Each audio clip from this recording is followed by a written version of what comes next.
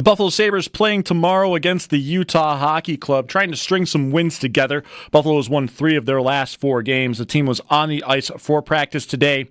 J.J. Peterka back on the ice with Tage Thompson and Alex Tuch and is expected to return to the lineup tomorrow night. Elsewhere in the NHL, the league looking into all possibilities for their next All-Star event. NHL Commissioner Gary Bettman met with the media, saying that they are reevaluating things for the All-Star game when it is supposed to be with the New York Islanders in UBS Arena in February of 2026. That might conflict with the Olympics, which will feature NHL talent once again, because the Olympics will be taking place February 6th to the 22nd in 2026. To football, yesterday the Bills reportedly reworked linebacker Matt Milano's contract, which would then make him a free agent in 2026. You can read more about that on our website at WGR550.com. Elsewhere in football, a couple of NFC North teams making some rule change proposals. The Green Bay Packers once again proposing to ban the tush push. Green Bay initially bringing that back up at the NFL Combine. Meanwhile, the Detroit Lions proposing that playoff seeding should change to stack based off of overall record and not guarantee division winners an automatic home game. To the courts, the first round of March Madness less than a day away.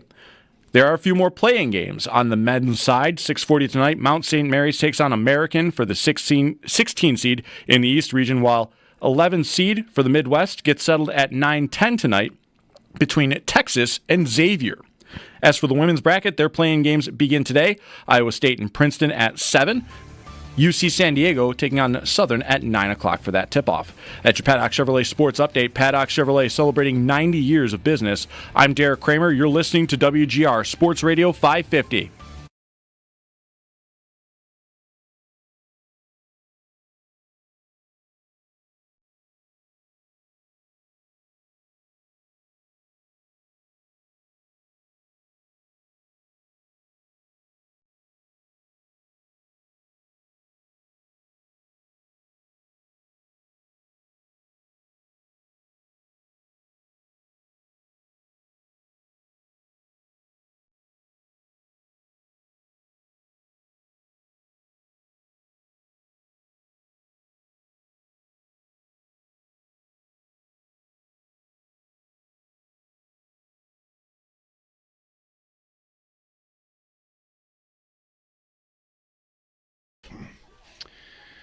Hump Day, Chris Trapasso Day.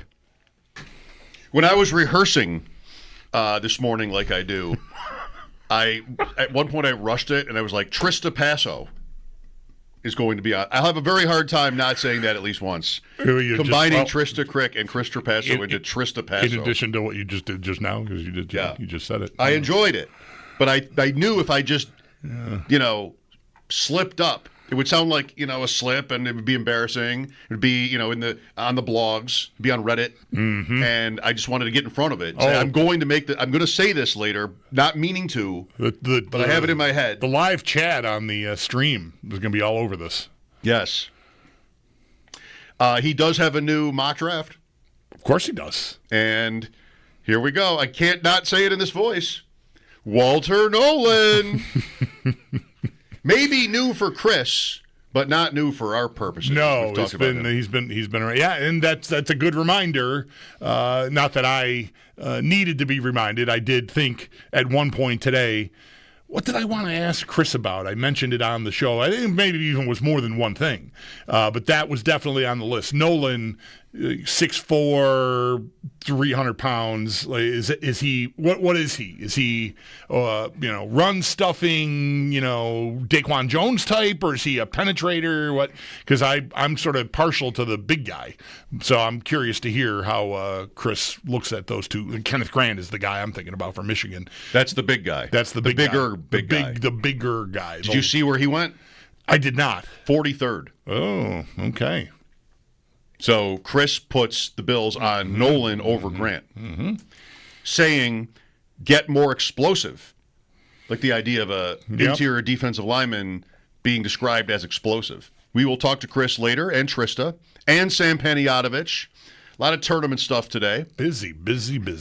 We have, what's better, rule change proposals in the NFL. The Lions one was just mentioned. Rank playoff seeds by record, regardless of whether you won your division.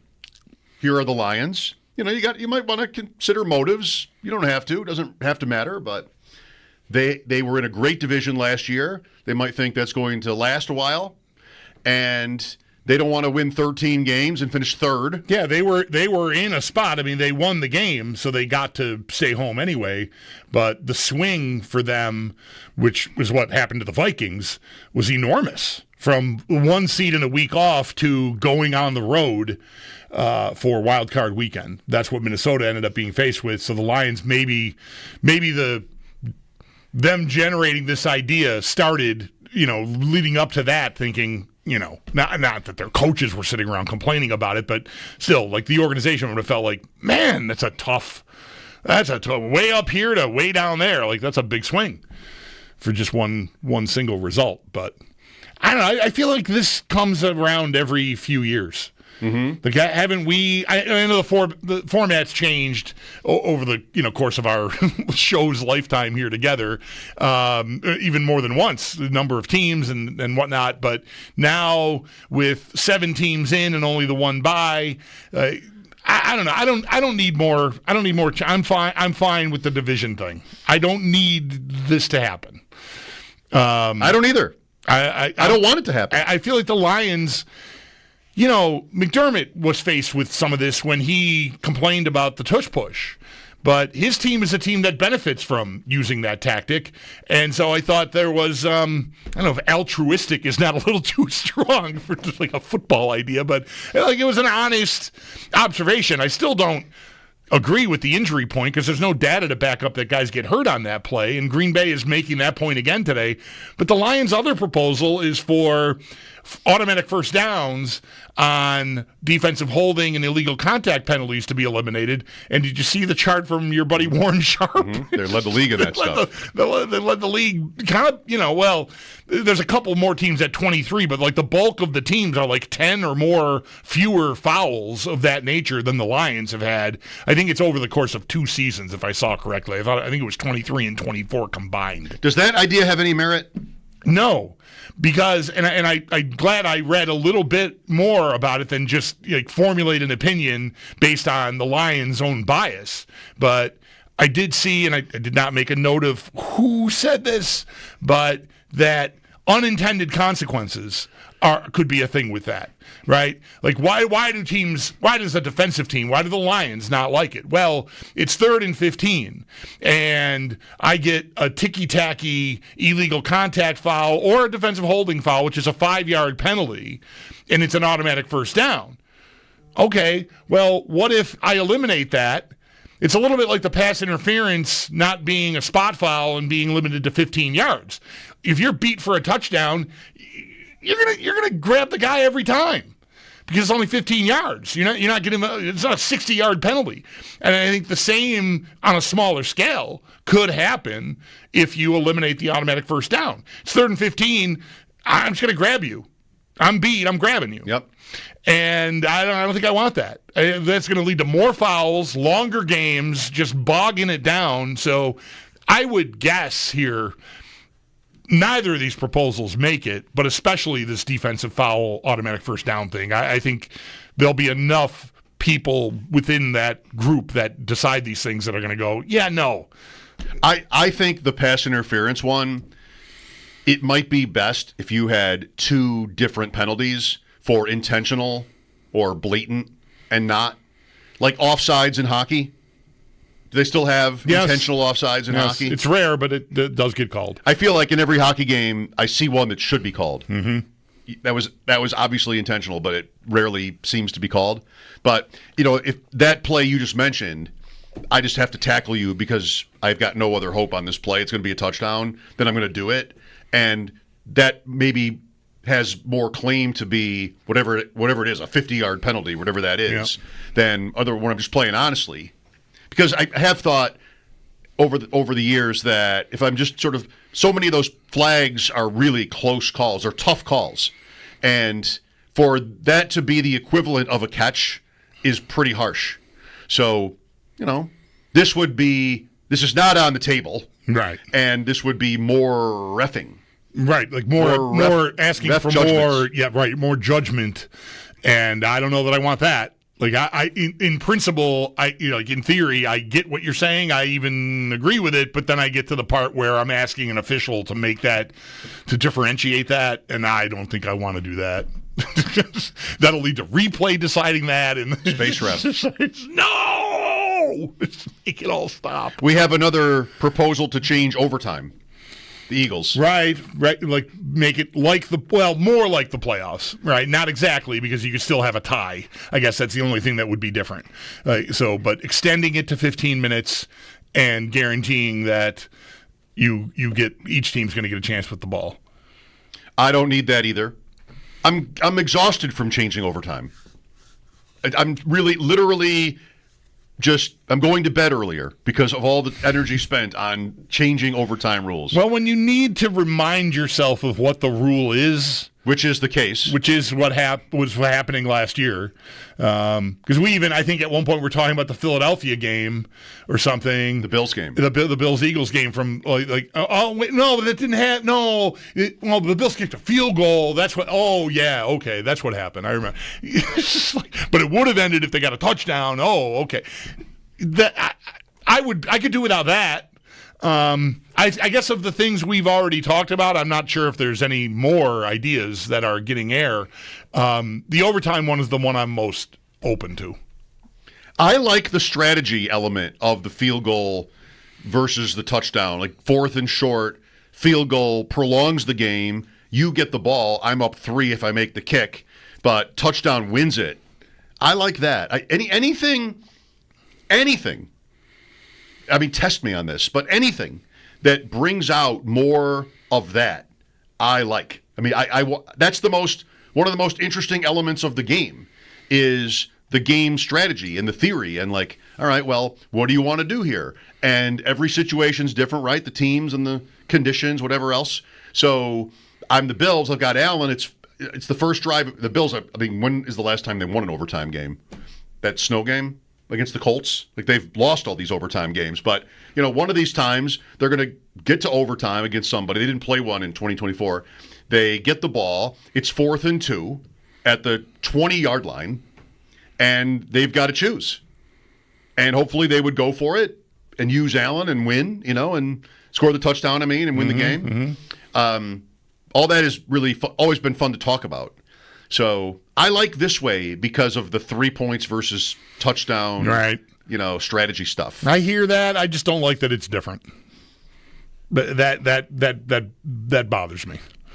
Different from playoffs. Different from playoffs. Yeah, that's what I mean. Yeah, different from the playoffs. I think if you're going to have a sport, a league where the most important games are decided by both teams having a chance at the ball, if they get to overtime, then I think the regular season games matter too. So I don't know. I don't want it to be different. I'd like it to be the same, and I don't want to ever switch it back. I wouldn't want the playoff games to be like they were when the Bills lost to the Chiefs, where they never got a chance to get the ball. I think that's fair. This does, it runs the risk of running, the game time getting extended, obviously. I mean, if game goes to overtime, it's getting extended anyway, but 5 minutes more instead of the 10, you got a chance at longer games is certainly what you're looking at there. If overtime games anyway, and I know I like long games. A few of those every year. I usually want the games to keep going. I like long. I'm not daunted by long games. I usually can't wait for the end. I can't wait to get to post game. Yeah. No, more football is not an issue for me. I'm okay there. There is one more, at least, and that is the tush push. And it was only recently when, I guess this was proposed. We were talking to Sal about it around the Combine, right? McDermott went to the Combine early and was on the competition committee, and that's when he made the comments about he tried to wiggle away there, right, with the injury point. Mm-hmm. I think it's fine to say that it should be banned. I really do. I know there are lots of people, I think of Ross, that he called it the quintessential football play. You're like, I'm stronger than you. I'm going to do this, and just you try and stop me. All of that stuff. But I just don't see why we need to have players being pushed forward. It just doesn't feel like the game to me. Mm-hmm. I have the ball. I'm trying to get as many yards as I can. You got to bring me down. But now I've got 2 linemen and a tight end holding me up, pushing me forward, any of it. I don't really understand how we got there. Yeah, me either. I think it's okay in life sometimes. And, maybe a league, a billion-dollar industry can't settle for it just doesn't look right as an explanation. But McDermott's swimming around with the injury idea, and the Packers, same thing. Like, none of that really holds water. It's just aesthetically, it doesn't look fair. It doesn't look right to me. It reminds me of the old phrasing about, I'm not sure I know what pornography is, but I know it when I see it. I'm not sure I know what's wrong with this play, but something's wrong with it. It just does not seem right to me that you can do that. Like, why shouldn't we just let that keep going and see if the defense can regroup and get a bunch of guys, behind their guys and start pushing back? And, where does it end? The ball comes loose during that. Well, once they start going backwards, then the play's dead? Well, why's that? The play was maybe stalled before the offensive guys all started pushing. The whole thing just kind of stinks to me. And that's with the Bills benefiting from some version of it themselves here with their, giant freakazoid quarterback. I just think it does not look. I guess I disagree with Ross. We'll have to pick it up with him next year if we're fortunate enough to have him back, because I don't think. I mean, I get what he's saying, the physicality of it, but the idea of guys showing up to the scene, as the play is, it's not one-on-one. It's just a schmozzle. It just doesn't look right. It never has, to me. Well, we'll see if any of this stuff goes through. I would vote to ban the tush push, mostly just because I'm tired of saying tush as an adult. I never thought life would play out in a way where the saying tush was like part of the lexicon of football, of any sport. It wouldn't be football, right? It would be, some other less physical sport. But no, we have tush push. And I don't like saying brotherly shove either as an alternative, even though that's, I guess you have that as it's better than saying tush all the time, but neither works for me. Just get it out. Just get it out of here. Get it out of here, he says. We have I've read tied the record for temperature, the record high. All right, 74 today from 2012. That's Mario Williams. Right. When it was like this every day. Right. Throughout March, pretty much. Like, it was just always warm. And that's, I don't think today was the date necessarily, but. No, it was it was earlier. It was when free agency first started, and that would have been maybe a week ago or so. But yeah, that was a run of really nice weather.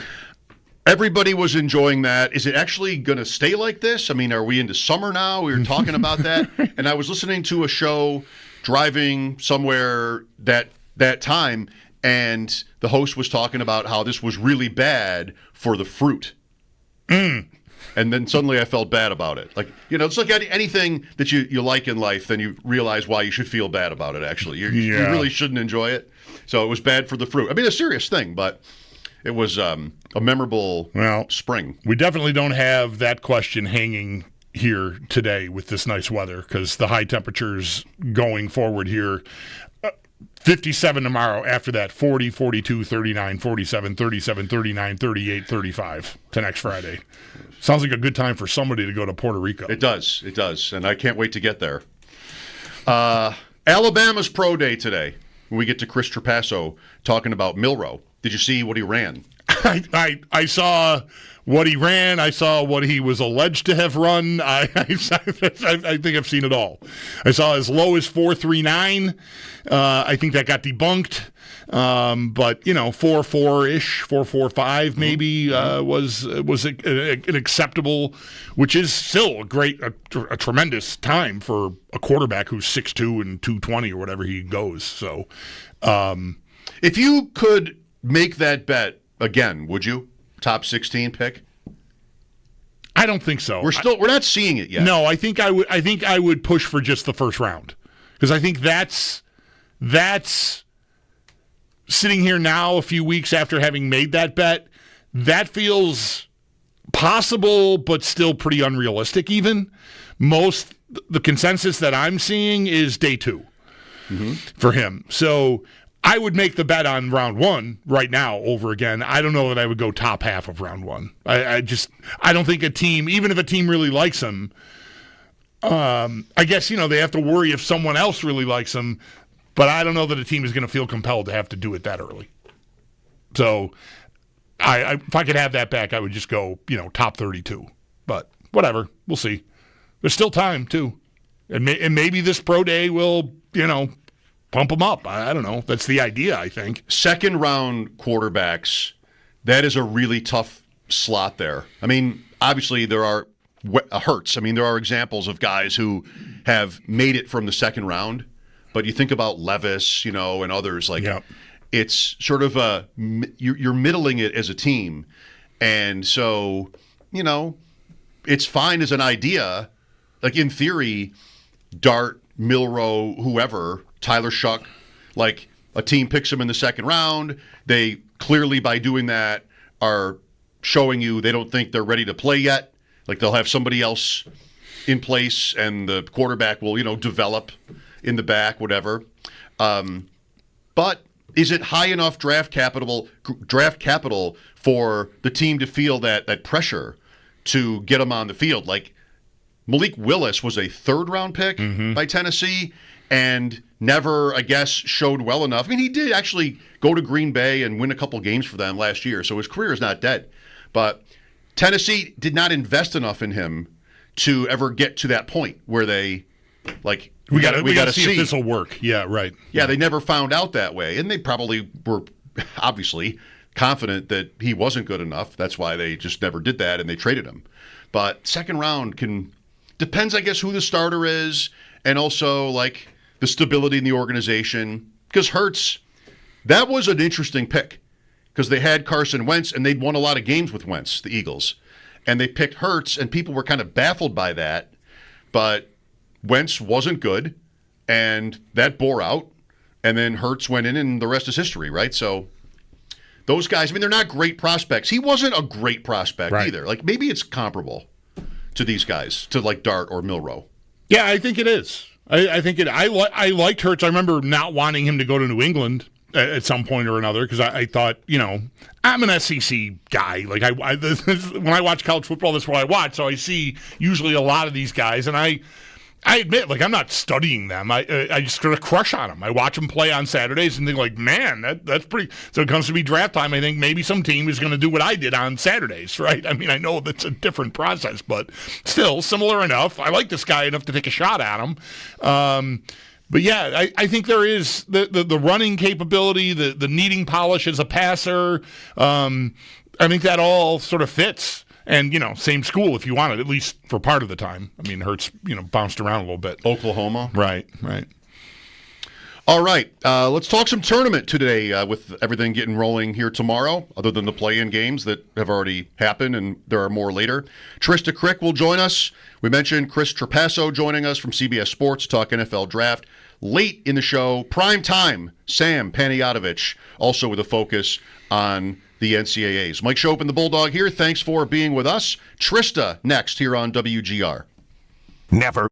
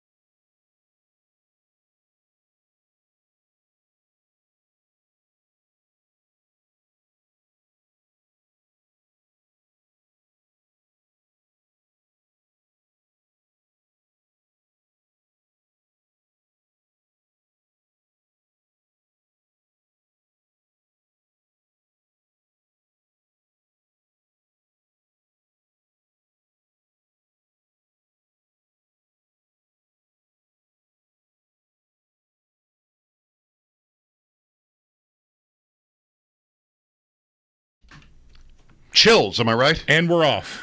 Alabama State, 70. St. Francis, 68. St. Francis, PA, by the way, but they're out, so no need to really dwell on them.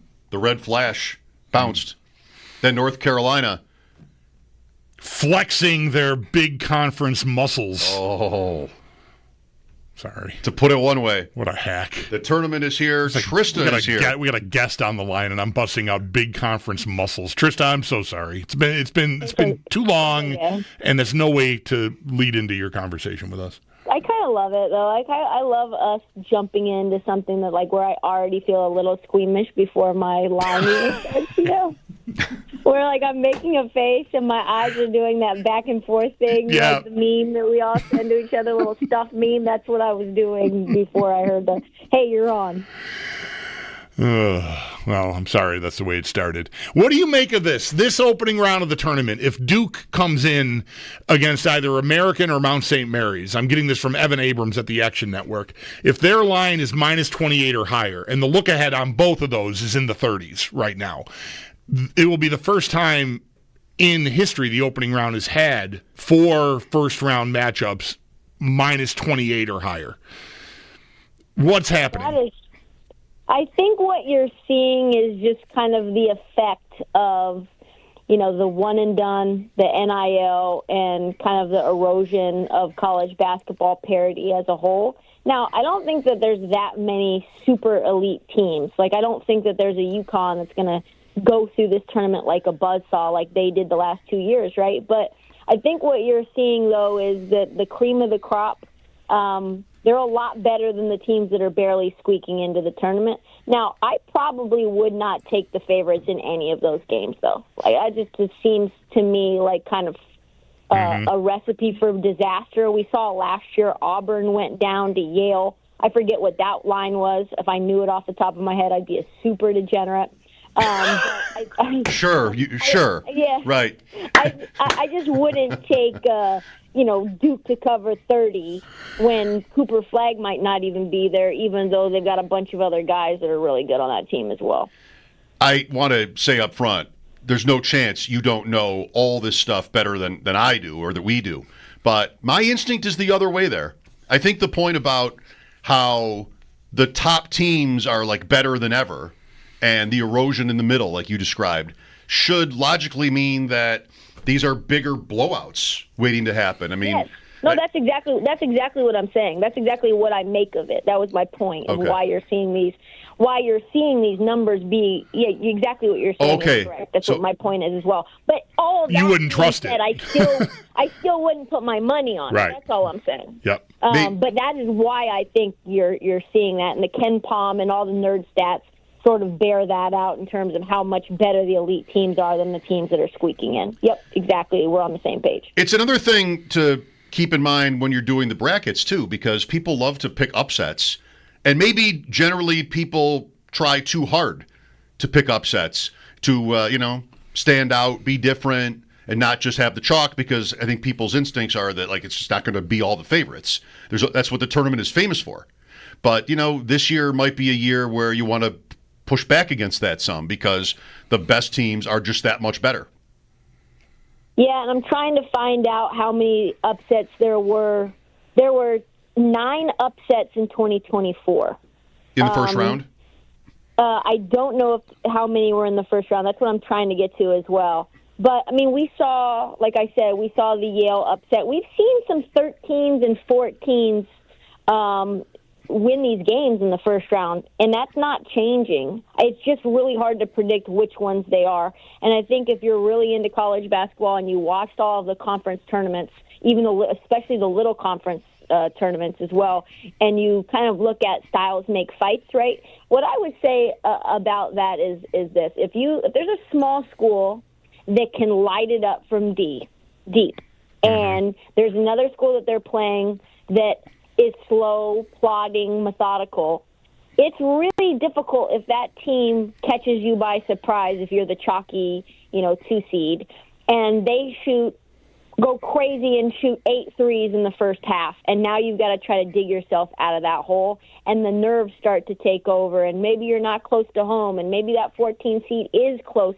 to where their fan base is. Now it starts getting kind of like the butt-puckering zone. That's what I would look at in terms of upsets, is trying to find those moments. Because, like, I know Houston, I was looking at this right before I came on. Houston's the fourth best three-point shooting team percentage-wise in the country. But, like, the truth is that they can put up 68, 70-point games. That's, like, kind of their thing. And when you start getting into a tournament setting where it's half-court, is locking down, and they're doing whatever they want to do, which is like to try to slow the pace down and make it like a molasses-type game, a rock fight.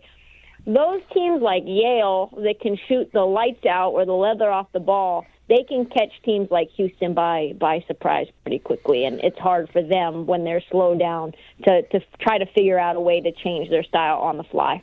I have missed you so much. I'm now realizing what we need is a butt-puckering zone for super degenerates, Trista. That is what we need to figure. That yes, it's too long for a fantasy team name probably, but maybe a podcast. Yeah, maybe not.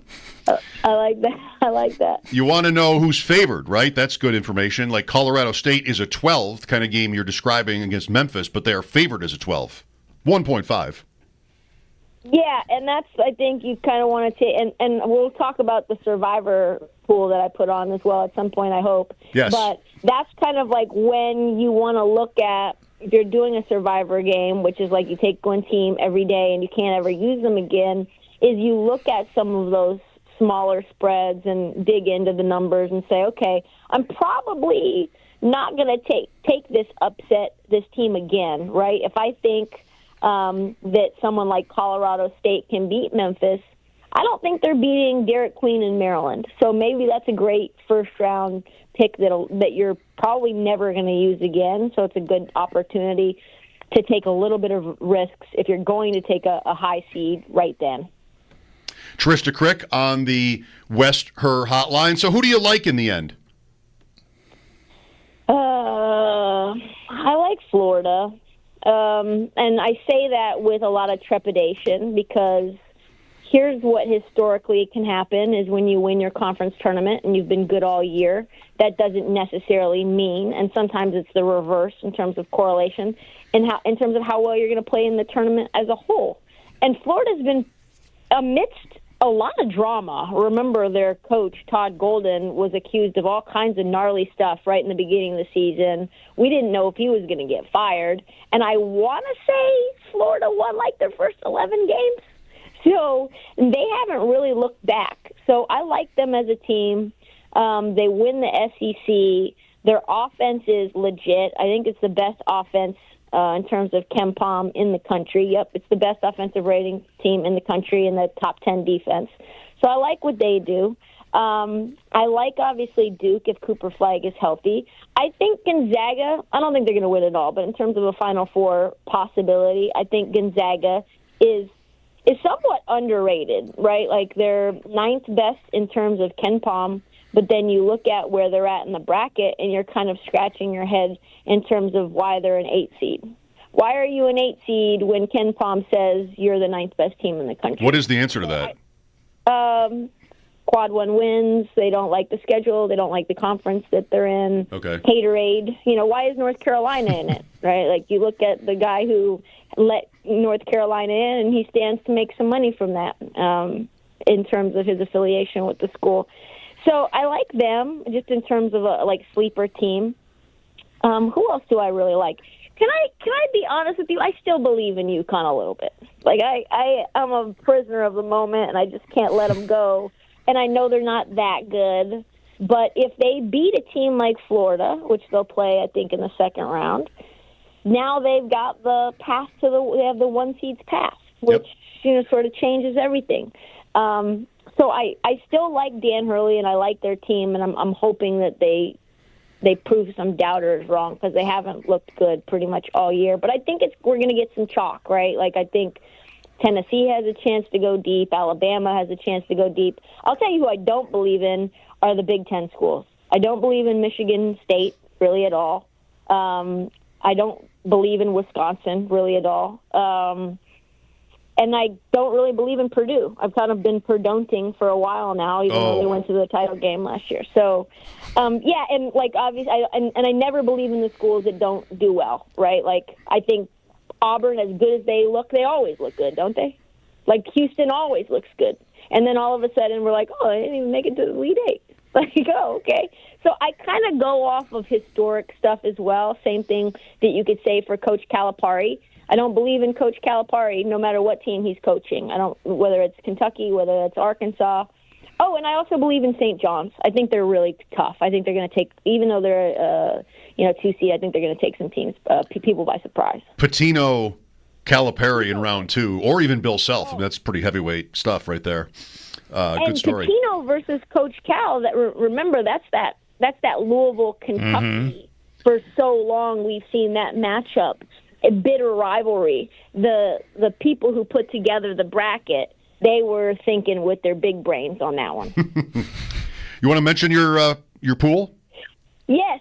So Trista Survivor Madness, it's on Splash. Have you two signed up yet? I've not signed up. I retweeted it so people would see it. That was like yesterday, maybe. Okay. Support is not just a retweet. Support is money. I need money. It's $50 per entry. You get up to 3 entries. I need more people. The thing is, as I have a fear of, I'm an imposter syndrome kind of person, right? And this is my first pool that I put on for Survivor. And you're afraid like 8 people are going to do it? Yeah, there's like 13 people. I know we have a day. 13? There's like 13 people on there. Yeah, it's like nothing. Come on, I need some help. And the issue is that I'm in Oregon, and all my friends are from Oregon, and Oregon's not a legal Survivor state. So folks in California, folks in New York, that's you guys, Buffalo, just please support me so that I don't look like an idiot. And if you know more than me, probably do, you win it all. If you're the last man standing, no matter when they get kicked out, gets all the money. That's pretty much it is. Survivor is my favorite format. Mine too. Because I don't have time to be putting a bracket together and researching every single team. I'm just going to focus on the teams that I think are going to win. I will wait to pick them, and I'll take couple of entries, and I'll take some flyers and play the strategy that way. I could Google this or look it up on my app, but one reason I have not dived into any of this is because I'm leaving for Puerto Rico on Friday, and I'm just not sure I'm going to be able to access any of the stuff. Doesn't matter? Okay, for your thing, it wouldn't matter. Why would you care about that? As long as you put the money in and enter where you're in a legal betting state. When you're not in a legal betting area, as long as you have internet, you can make your picks anywhere. Go anywhere you want after that. Once you pay Trista, go anywhere you want. I didn't want to get hung up on some, I didn't dip the egg roll in the duck sauce technicality or something. I just wanted to make sure I had it. Okay. You could be in Estonia for all I care, but you can still make your picks as long as you were in New York when you entered the contest. Good. Yeah. Also, do not let me go if we want to still talk about sports, but I have a show that I must recommend. Go ahead. Must recommend it. The Day of the Jackal. Have you guys seen this? Heard of it. Oh, my God. Eddie Redmayne, who's just an absolute beast. He's now on my top 5 best actors that I've ever seen. I imagine you having an actual list somewhere printed. I've not printed, but in the head. And he's got a Tony. He's got Emmy. He's got an Oscar. All he needs is a Grammy for the EGOT. He's incredible in this. He is an assassin. It's based on a real story of Carlos the Jackal, and he gets hired to assassinate political figures, and the acting is tremendous. The plot line, they create so much tension right from the beginning, right from 2 seconds into episode 1. Like, you guys have to do it. You have to. What platform am I finding this on? That is on Peacock. Oh, I have that. No excuses. I'm not going to Puerto Rico, and I have Peacock. I'm making a sound. You don't have Peacock, Bulldog? No, I don't. I'm not a Peacock dude. It's my favorite. I'll share a link with you. Great. I join the pool. I get your Peacock info. No, don't. We don't need to do that. Fair trade. The pool can get my friend PJ's Fubo login. Trista, before you go, the Bills are at BetOnline the AFC favorite. Like, what's just better when they're chalky, huh? Let's just do that. Slightly shorter than Baltimore and Kansas City. Plus 325 to plus 350. I got to take the Chiefs again.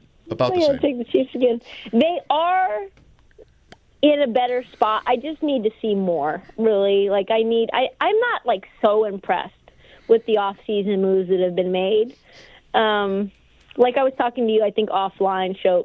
Like, who's the star besides Josh Allen? I know. I don't know. And I don't know if that matters. I don't know if that matters right now. I mean, you guys are obviously in good shape defensively, like you always are. That's going to be kind of a mainstay for this group. But I'm just not rolling with Keon Coleman and like Josh Palmer and Khalil Shakir. No shade to them.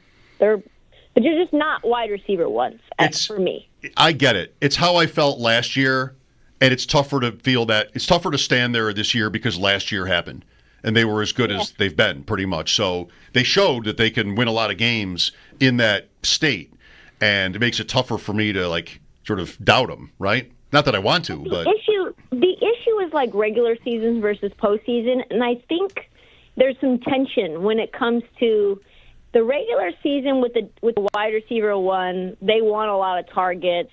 It makes the offense predictable, right? And you've got that whole diva thing going on. But you kind of want someone that you know is going to get the ball in a crucial situation on 3rd and 13 at the end of a playoff game. You can't just be giving it to some, random, like we're just spreading the sugar out. You need to have a guy that you can rely on down in those moments. And I don't know that you have one right now. I don't see that happening. We will discuss it as we get closer to the season. Enjoy the tournament, Trista. We'll talk tonight or tomorrow about the pool. Are you gonna fill it out, Bulldog? Are you gonna do it for me? Of course I'm going to do it for you. I'm going to tweet it tonight, and I'm going to join, and I will do it. Yes. I will know. I grew up. I'm Polish. I grew up Catholic. You did a job on me just now. I mean, I have no choice but to do this. I love how Trista said, "I will know." She's got 13 people in the pool. Of course, she's going to know everybody. Right. I will know. I can see who signed up and who didn't sign up. It's not going to. So far, it's not going to take too long to find out who did or didn't play. Listen. We don't need to make it out like that. Okay. Like we don't need to cause attention. If you guys are listening, pull over in your car or stop whatever you're doing at work, right, in your cubicle or in your big fat office overlooking some body of water, and just sign up for me. Just sign up for me, please. Do it for Trista. Madness. It's on Splash. Right. There's a million links in my bio on Instagram. I've set it out on Twitter. The guys are going to post it. Just help me out. All these hours of entertainment, least you could do. Exactly. Thanks. I come on. I support the Bills. I go all the way to the stadium. I give you guys my money. Come on now. Thanks, Trista. Good Love luck. You guys. Good luck. Trista Crick on the her hotline. I tweeted her pool, I think, yesterday. You can find it through my Twitter, too.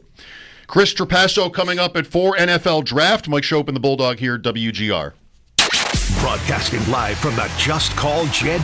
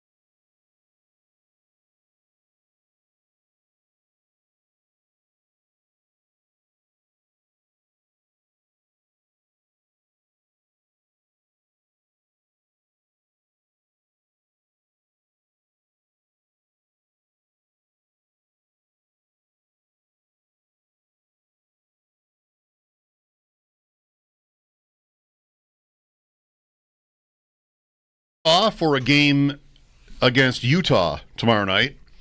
You know, I bumped into Alan this morning. You know what I can't figure out? Alan's in Utah. I can't figure out what I was doing in Utah this morning. Mike again flexing his one of his many 5 movies. One of his superpowers, which is referencing and quoting movies that no one else on earth quotes or knows. I'm very flattered, but I'm also very married. You know, if I had a dime for every one of Alan's Playboy buddies who tried to hit on me, I'd be a rich woman. So you are a rich woman. I want to make sure I got this right. You 10 minutes ago completely missed I didn't know a the line from Elaine in Seinfeld in the Chinese restaurant episode where George is trying to explain to her what she needs to do to get $50 from him, and she says something along the lines of, "I don't want to get eliminated. I don't want to lose the bet on a technicality like I didn't dip the egg roll in duck sauce." Seinfeld. What is this? What are you talking about over here? Fletch. Yeah. Well, I mean, I know the episode. No, I know. I'm just saying. I didn't know the duck sauce part. Yeah. I didn't know. You didn't say it was Elaine. I didn't know what it was. Yeah. And then you wanted to know if you were right. I'm like, I don't know what it is. Right. But I think you were probably right. No, I Made sense. don't think I had the wording exactly right, but there's a duck sauce. You had the George's line off the air, and that was perfect. Yeah. George's line. For $50, I'll put my face in their soup and blow. Yeah. Yeah. But Elaine said something about dipping something in duck sauce and making, before she walked over to the table. Anyway.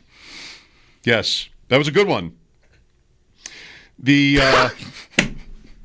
game is tomorrow night, but the Utah Hockey Club is minus 175 against the Sabres. It's a 9 o'clock game tomorrow. And then what is it? Who's after that? Vegas again, or who's after that? Do you know? I don't know. I've not. You're going away. I'm going to Puerto Rico. I don't know. I just didn't look. I haven't paid much attention. Minnesota and then Winnipeg. Okay. Have they've been to Vegas, maybe? Yeah, I think that's right. Minnesota, Saturday at 2. Chris Trapasso next here on WGR. More of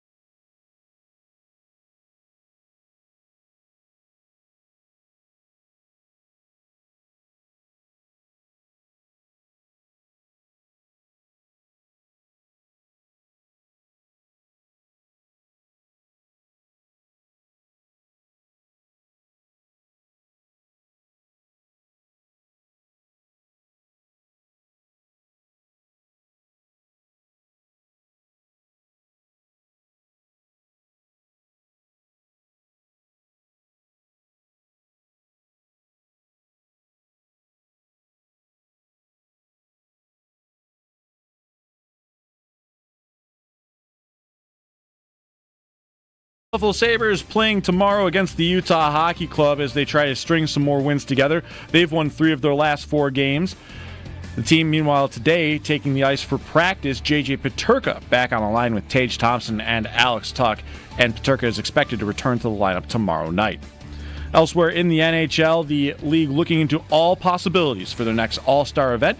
NHL Commissioner Gary Bettman met with the media at the end of the general manager meetings, saying that they have to reevaluate things for the All-Star game, which is supposed to be with the New York Islanders at UBS Arena in February of 2026. There may be one big catch, though. The Olympics, which will feature NHL talent once again, is set for February 6th to the 22nd in 2026. To football. Yesterday, the Bills reportedly reworked linebacker Matt Milano's contract to save about $3 million on their cap. It would also make Milano a free agent after the end of this season. You can read more about that on our website over at WGR550.com. Elsewhere in football, a couple of NFC North teams making some rule change proposals. The Green Bay Packers are once again proposing to ban the tush push, as it is called. Green Bay brought it back up at the NFL Combine. Meanwhile, the Detroit Lions proposing that playoff seeding should change to stack based off of overall record and not guarantee division winners an automatic home game. To basketball, the first round of March Madness less than a day away. There are a couple more play-in games to go on the men's side of the tournament. 6:40 tonight, Mount St. Mary's takes on American for a 16 seed in the East region, while the 11th seed in the Midwest will be settled at 9:10 tonight between Texas and Xavier. That's your Paddock Chevrolet Sports Update. Paddock Chevrolet is celebrating 90 years of business. I'm Derek Kramer. You're listening to WGR Sports Radio 550. I'm Zach Jones for WGR Sports Radio 550.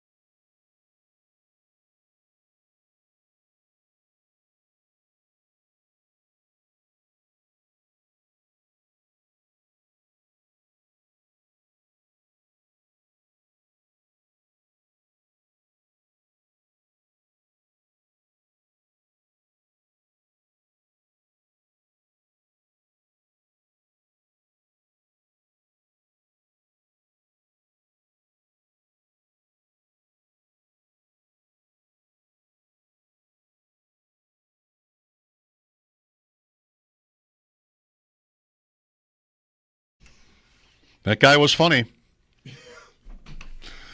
The Mexican chip. It's a Mexican chip. I still regret trampling all over the Coltrane and Miles Davis because I was running so hot. But, mistakes are made.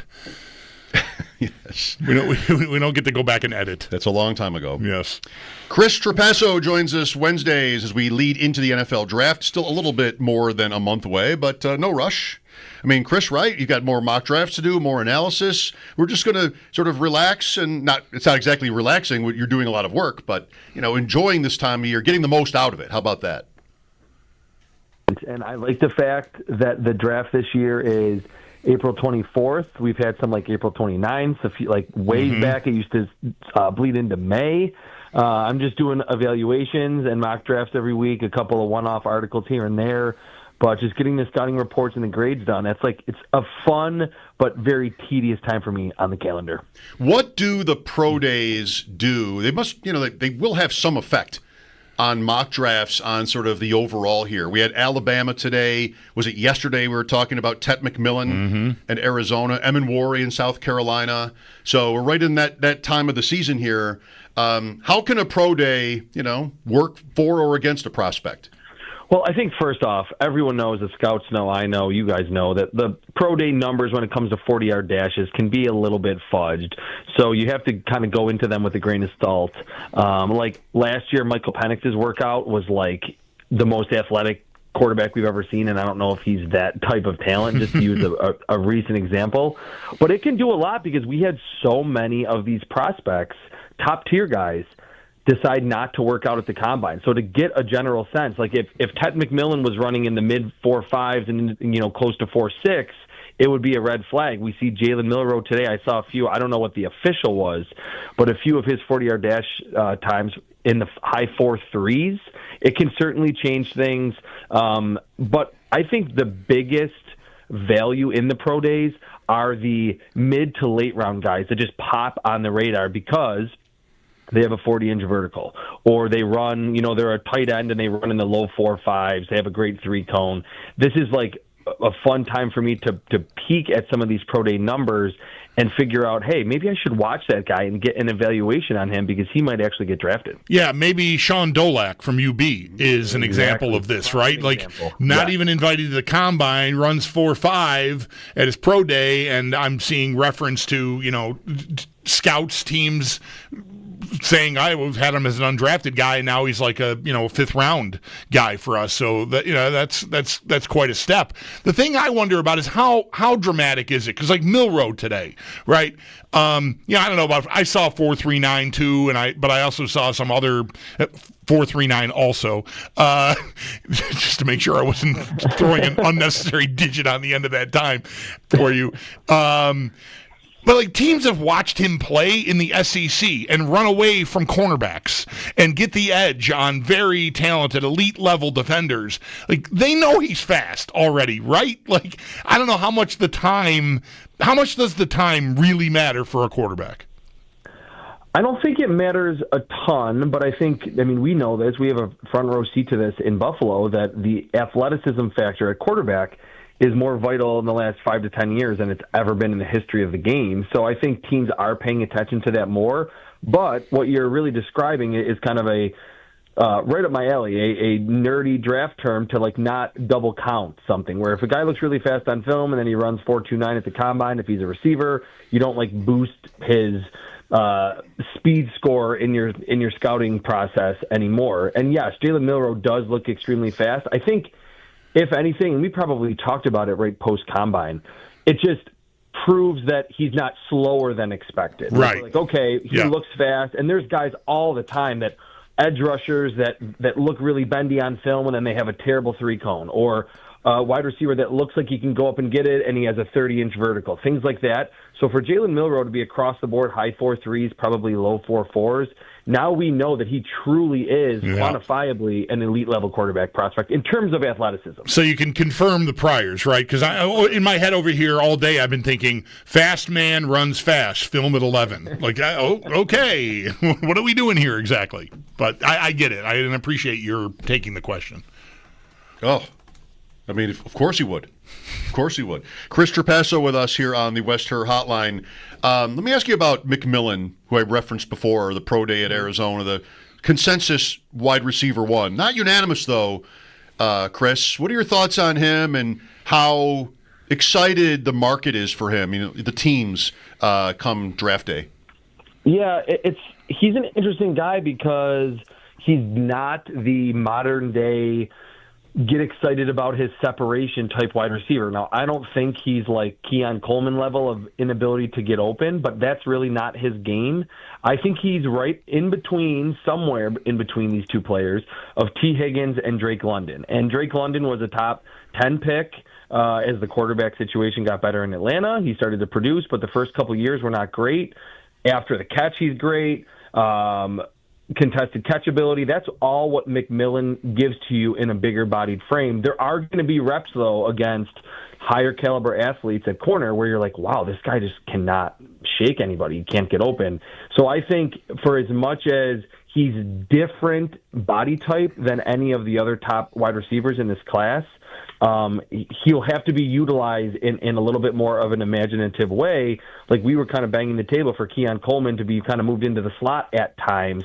Mm-hmm. I wouldn't be shocked if we see that with Ted McMillan, but I really like him a lot. I have a top 15 grade on him because of those two extra elements that I mentioned. The yards after the catch, which is not my number one thing that I look at for receivers. Separation matters more. But I think it's very important in the modern-day NFL when offensive coordinators can scheme these wide receivers open better than ever, and the quick game is more prevalent than ever. And at 6'4", 220, he plays to that size. He is a true rebounder that is going to be one of the better contested catch receivers in the NFL. So if you go in and don't just ask him to run 50 different routes at the classic X position and move him around, get him the ball in space, throw it up to him down the field, I think he can be a very good receiver early in his career. How do you see the pecking order at receiver? We spent some time yesterday talking about Luther Burden, Emeka Egbuka, Matthew Golden came up. What kind of order do you have them in? And is Burden mostly a slot guy? Because we were talking about him, and if he were to fall all the way down, whether that would be an idea for the Bills. And then I heard something later in the day that indicated he's probably a slot. And then I'm like just sort of crossing that out. What's your pecking order at receiver beyond McMillan? So Burden is the most fascinating one, maybe in this entire class to me, because he had 61 catches for fewer than 700 yards this past season after going over 1,200 yards as I guess a sophomore in 2023. So the production was down. The quarterback play wasn't quite as good. He is mostly a slot, like right around 80% of his snaps were in the slot at Missouri.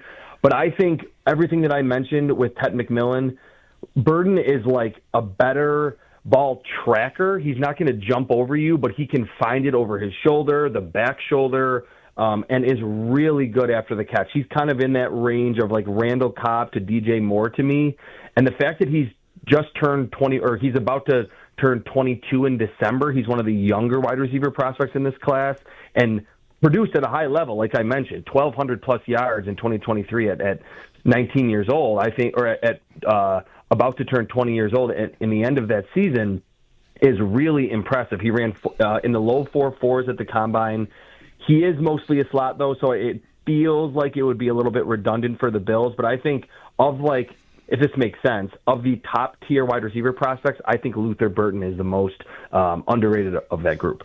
You know, thinking a little deeper here in terms of like the quantity of receivers, because we're always, with the Bills thinking about wide receiver, whether it's been time well spent or not, I don't know. But I am too. You've got 4 in the first round, and by the end of the third round, your mock draft today at CBSSports.com covers 3 rounds, and trades, by the way, which is fun. 15 receivers picked by the end of round 3. That seems like a lot.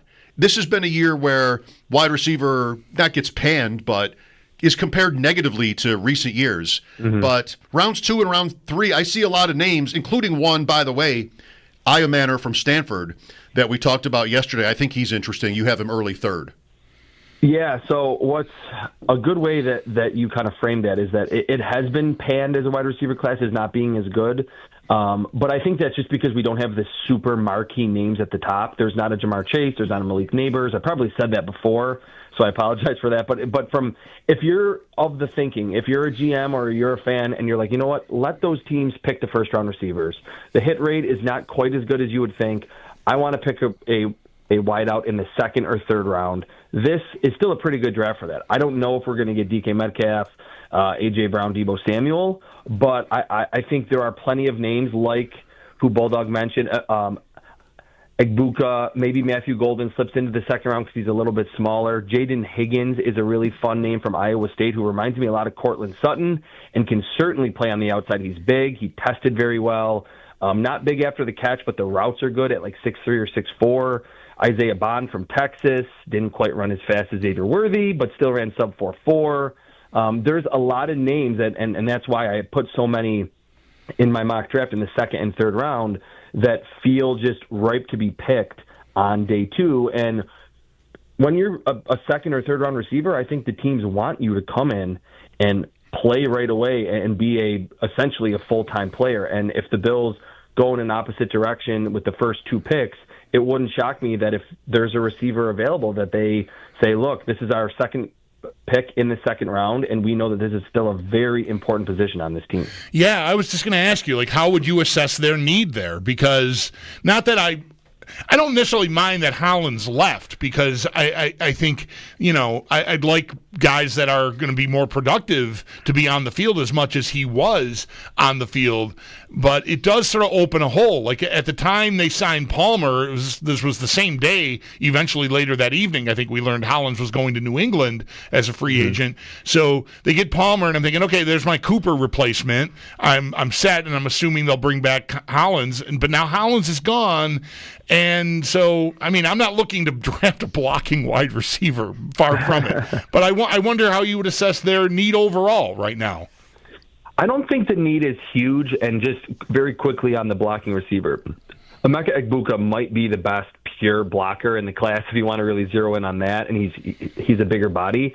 Because of Palmer and his experience on the outside, his separation ability on the outside, I don't think the need is very big anymore. It's always fun to talk receiver, and I've always been of the belief that they should be picking one like first couple rounds every year or so.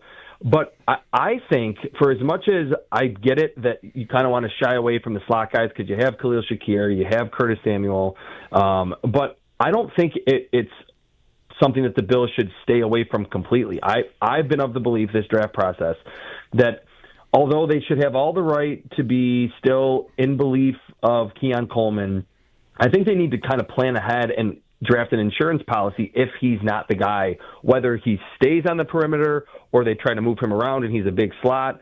Because for as much as they could feel similarly about Curtis Samuel, he didn't have a great first season in Buffalo, and it would come to the point where we could be midway through the season or even entering next year and go, oh man, we have Shakir and they have Josh Palmer, who's young.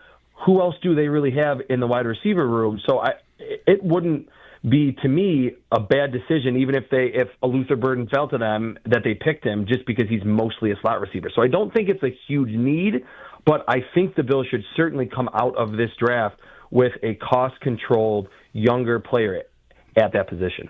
You say it again today. You've been big on receiver for this team yourself, and also, like us, as it happens, not keen on early draft picks spent on running backs.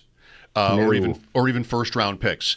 Yesterday, our guest Ian Hartitz very controversially, and it warmed my heart to hear him say it for content's sake, but wouldn't hate it if the Bills picked a running back in round 2, one of my Buckeyes. Oh, he said. Do I even need to ask the question? What is their need at that position, if they have one at all, with Cook's somewhat tenuous status in mind? I feel very similarly to how I feel about wide receiver and everything that I just mentioned about wide receiver. I think overall, though, if you take a step back, wide receiver is obviously just a more valuable position. I think the Bills don't really have a huge need there at this point with the same running back room that they had last year. But I do think they should come out of this draft with a running back, whether that's with a fourth rounder or one of the fifths. And it's, for as much as the renaissance of Derrick Henry that we've talked about a lot, Saquon Barkley, obviously, just going through this running back class, and I'm looking at my sheet right here, I've watched like 25 running backs. I just can't feel the ability to say, hey, pick a running back in round 2, because there's going to be one, drastically worse in round 5. I don't think there's a huge drop-off from pick 64, the last pick, or the last pick in the second round, and all the way to the 5th round at the running back position. I think planning for James Cook, driving a hard bargain and asking for 15, 16, 17 million per year and not wanting to budge off of that would make sense for Brandon Beane to continue what he's done, where he drafts a running back, and then, he drafts Singletary, and then Zach Moss, and then James Cook. Now, I wouldn't do it quite as early as he's done it, but I think Ray Davis in round 4 last year, we saw 4th-round pick, pretty obscure, and he ended up being a solid number 2 back for them for most of the season. So that's what I would ultimately do. Not a huge need, but they should probably pick one in this draft. We've gotten more than 15 minutes into this conversation and not mentioned the player you targeted for the Bills in this most recent mock draft, and it happens to be a player I had questions about for you, because I've been thinking about the Bills' need at defensive tackle. You've got Walter Nolan, a name we've seen mocked to the Bills many times. I don't know if you've had him yet, but I've seen the name. name. It's pretty familiar to fans who are paying attention. I'm thinking about a bigger body. Maybe just tell me about him versus, say, Kenneth Grant, who you have going much later, not much later, but like 15 picks later in your mock, because that's the traditional, to me, space eater big dude, and Nolan is about 50 pounds lighter than that. Yeah, no, that's a great point. I mean, they are two completely different defensive tackles, and what I did for the Bills in this mock, and maybe this is nothing, maybe this is galaxy brain for me, but signing of Michael Hoyt, Larry Ogunjobi, even Josh Palmer on the offensive side, and then certainly Joey Bosa, I've gotten a sense that the Bills are like, we need to be more explosive, especially on defense, because they've had big bodies. They've had, Boogie Basham was like 275 pounds. They had AJ Epinesa slimmed down. Rousseau is really big. They've had all these bigger bodies, Jordan Phillips, and really it's just been Ed Oliver. And that's the only guy that has serious juice along the defensive line. Walter Nolan is kind of an Ed Oliver type. He's bigger, taller, longer than Ed Oliver, but can really generate pass rush. And it kind of feels like, for as much as I would assume that Sean McDermott would like the traditional, you have your 3 technique, and then you have your 330-pounder next to him, and they could certainly bring that player in, or you could certainly draft that guy. Those are a dime a dozen on day 3. It feels like Walter Nolan might be a name that we should think about, given what the Bills have done in free agency. And I have sent Kenneth Grant to the Bills about 15 times in all the mocks that I've done. So I wanted to just see if they were both available. And as I went through, he was. I thought, what if the Bills are just like, we're not going to care so much about 1 technique, 3 technique, 0. We're going to line them up there, but we just want guys who can generate some push on the pocket beyond Ed Oliver. And really, if you think about the last couple of years, the Bills have not had that type of player. Maybe outside at early 23, Daquan Jones, but that's really not his game. So Walter Nolan is that explosive up-the-field guy that I think would really help even the edge rushers as well. Last week, by the way, I think you had Trey Amos, the corner from Ole Miss, going to the Bills, and today he goes at pick 51. So tough week for that guy. Yeah, it's kind of hard when you do a multiple round mock. That there was something that I did with that where I looked at, I had the in the size and length component of my grading system. This is getting too far down the road. I had the corners graded a little bit higher than I should have based on previous years. So when I downgraded them, Amos and everyone dropped a little. So I was like, maybe I don't have him at like 30 or 31. I have him closer into the 40 range. So that's where I felt was a better position for him in the second round. Very good. Chris, thanks for your time as always. We'll talk next week. All right, guys. Thanks a lot. You're welcome. Chris Trapasso, CBS Sports. His mock drafts come up on Wednesday, and you can find his at that website right now. Trista made an interesting Bills point.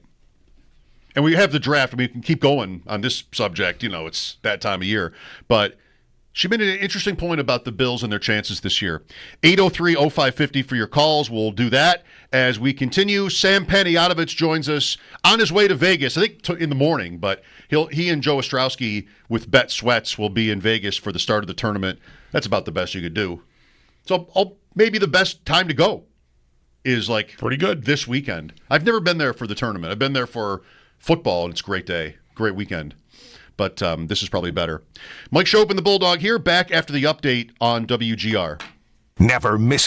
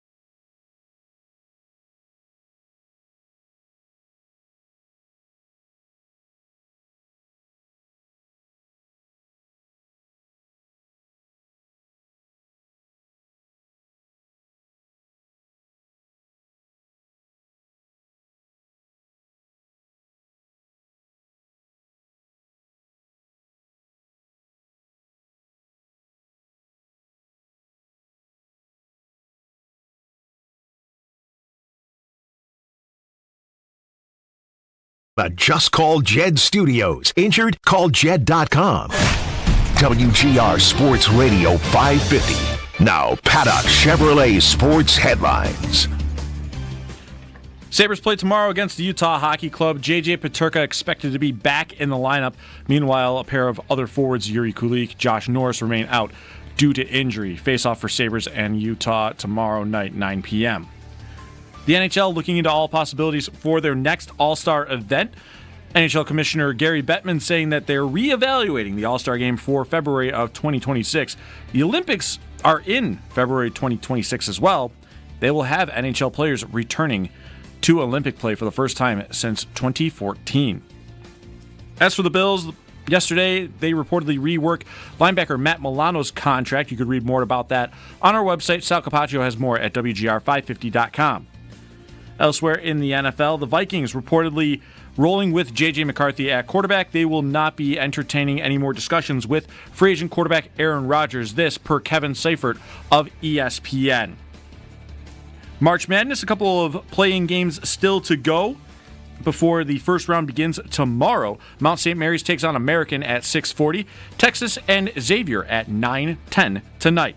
The women's bracket has playing games going on today. Iowa State taking on Princeton at 7 p.m. UC San Diego plays Southern for a 9 o'clock tip-off. Those are your sports headlines brought to you by Paddock Chevrolet, celebrating 90 years of business. I'm Derek Kramer for WGR Sports Radio 550. 550.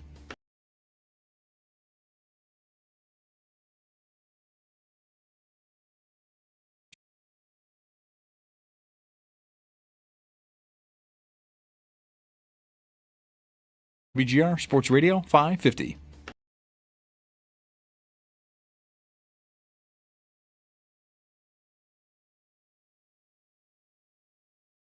But I think they need to find some ceiling, and that's why I'm expecting, probably an early investment with a draft pick to get a player that not only gives them more ceiling and upside, but, as you're about to potentially pay Christian Benford a big-time contract, you're going to want a cost-control player that's, secure for multiple years. I think you accomplish that with a draft pick. So Dane Jackson gives them somewhat of a floor, but they need more ceiling than Dane Jackson at that CB2 spot.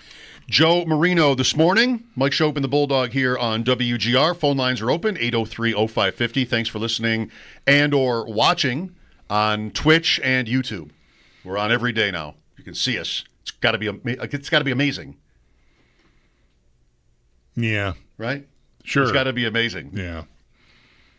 I've seen people have sent me, I'm thinking you probably have seen the same thing, like photos of them watching on giant screen TVs in there, and I don't know, that sort of paralyzes me. Like my giant red face on a 60-inch TV with only like split screen with you. Just, I don't know. I'm not sure I really signed up for that. I think that's how I would want to listen to the show. Like, I listen to different shows that are both YouTube and, I could go to Spotify the next day. Yeah. But, it's not even like a live or not live point. I like to have it on the TV. If I have it on my phone, if I'm listening to it, the TV is off. I just feel like there's more there. So I think I would choose to watch it. But, you're not like necessarily just sitting on the couch looking at it either. You're listening to it in the usual way. Right, yeah. Maybe. Hopefully. Sitting there staring at it would be, I don't know, again, I'm just going to admit that maybe freaks me out a little bit. So, Trista on the Bills, I mentioned to her right at the end of our conversation an hour ago how they're the betting favorite in the AFC. It's close, but they come in with shorter odds than the Ravens or the Chiefs. And she's like, I'd still be the Chiefs. And her point was, and I'm sure she's made it many times with us over the years, who is the go-to guy in the playoffs when you need a play? 3rd and 13, she said. Mm-hmm. When you need a play, who is that guy? How good a point is that? Because I'm pretty sure to that standard, there's not going to be one. Unless it's a trade deadline thing again, which they tried to do with Cooper, and Cooper didn't become this. Mm-hmm. I don't see how there's going to be one. we know who's here. Is anybody else coming in that comes in over the top? Would a first-round pick even do that? Right, like if they get Matthew Golden at 30, does he become that guy by January? I mean, I don't know. I guess I kind of doubt it. Season on the line, they went to Kincaid. It was a busted play, but he was the target on that you're right. Yeah, effort. if Allen doesn't get harried, that's probably wide open for Kincaid, and provided he can throw the ball, he got close even under extreme duress. Like, I think, that's probably relatively speaking, a pretty easy pitch and catch. He's probably the first guy, if I were trying to find a guy without something else happening, he's the guy that I think I would get to. But I mean, it's far from a sure thing. I'm not telling you I would bet on it, but who has the potential to really level up here for the Bills going into this season off of last year? The injured first-round tight end who caught 73 passes as a rookie, I don't think is a bad place to land, given the options I've got. The next choice would be what? Keon Coleman in year 2? I don't know. I had a harder time seeing that than I would Kincaid myself. But neither is a great choice. So I think it's a perfectly reasonable point to wonder about. We talk about it from a defensive standpoint pretty regularly, right? Von Miller's the closer. I need a guy to come in to make a play, and that was why you signed him for 6 years and $120 million a few years ago to do that. You're looking for that kind of impact in that moment, right? The end of a game, especially if it's a playoff game, all the more important. So on offense, I think you should want the same types of things. I mean, it's fine to have everybody eats until what? Until you really need a guy to do something special for you. So I think it's and also furthermore, I make the point all the time, so it dovetails very nicely into that they went to get Cooper. I'm sure they wanted more to happen there when they traded for him, because they were seeking someone who potentially could be that for them, and it just never really materialized. So what? Is Josh Palmer supposed to be that guy? I don't know. I have a hard time looking at his career. That feels as reachy as maybe Coleman or maybe even more reachy than Kincaid even at this point. So, because at least Kincaid last year, you've got the injury thing to fall back on after a respectable rookie showing. So there could be a step to be taken there. But I don't know where that guy is.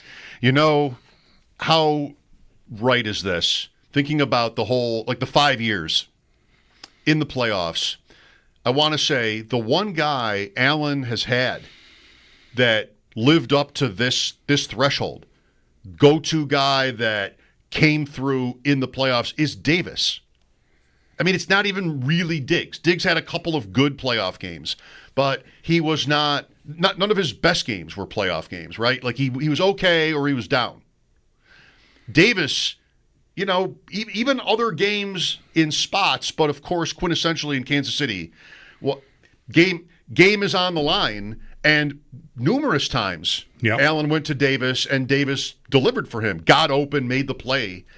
And Cincinnati almost want to throw it out because it just wasn't close enough, but that, Diggs is melting down on the sideline, and nothing really happened there in that game.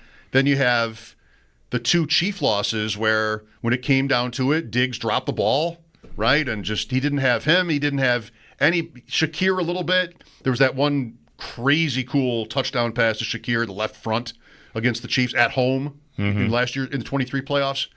And then this year, they couldn't even throw the ball down the field against the Chiefs. Right. So I don't know. Well, I have sort of 3 things in my head about this, and 2 of them are good. One of them is this.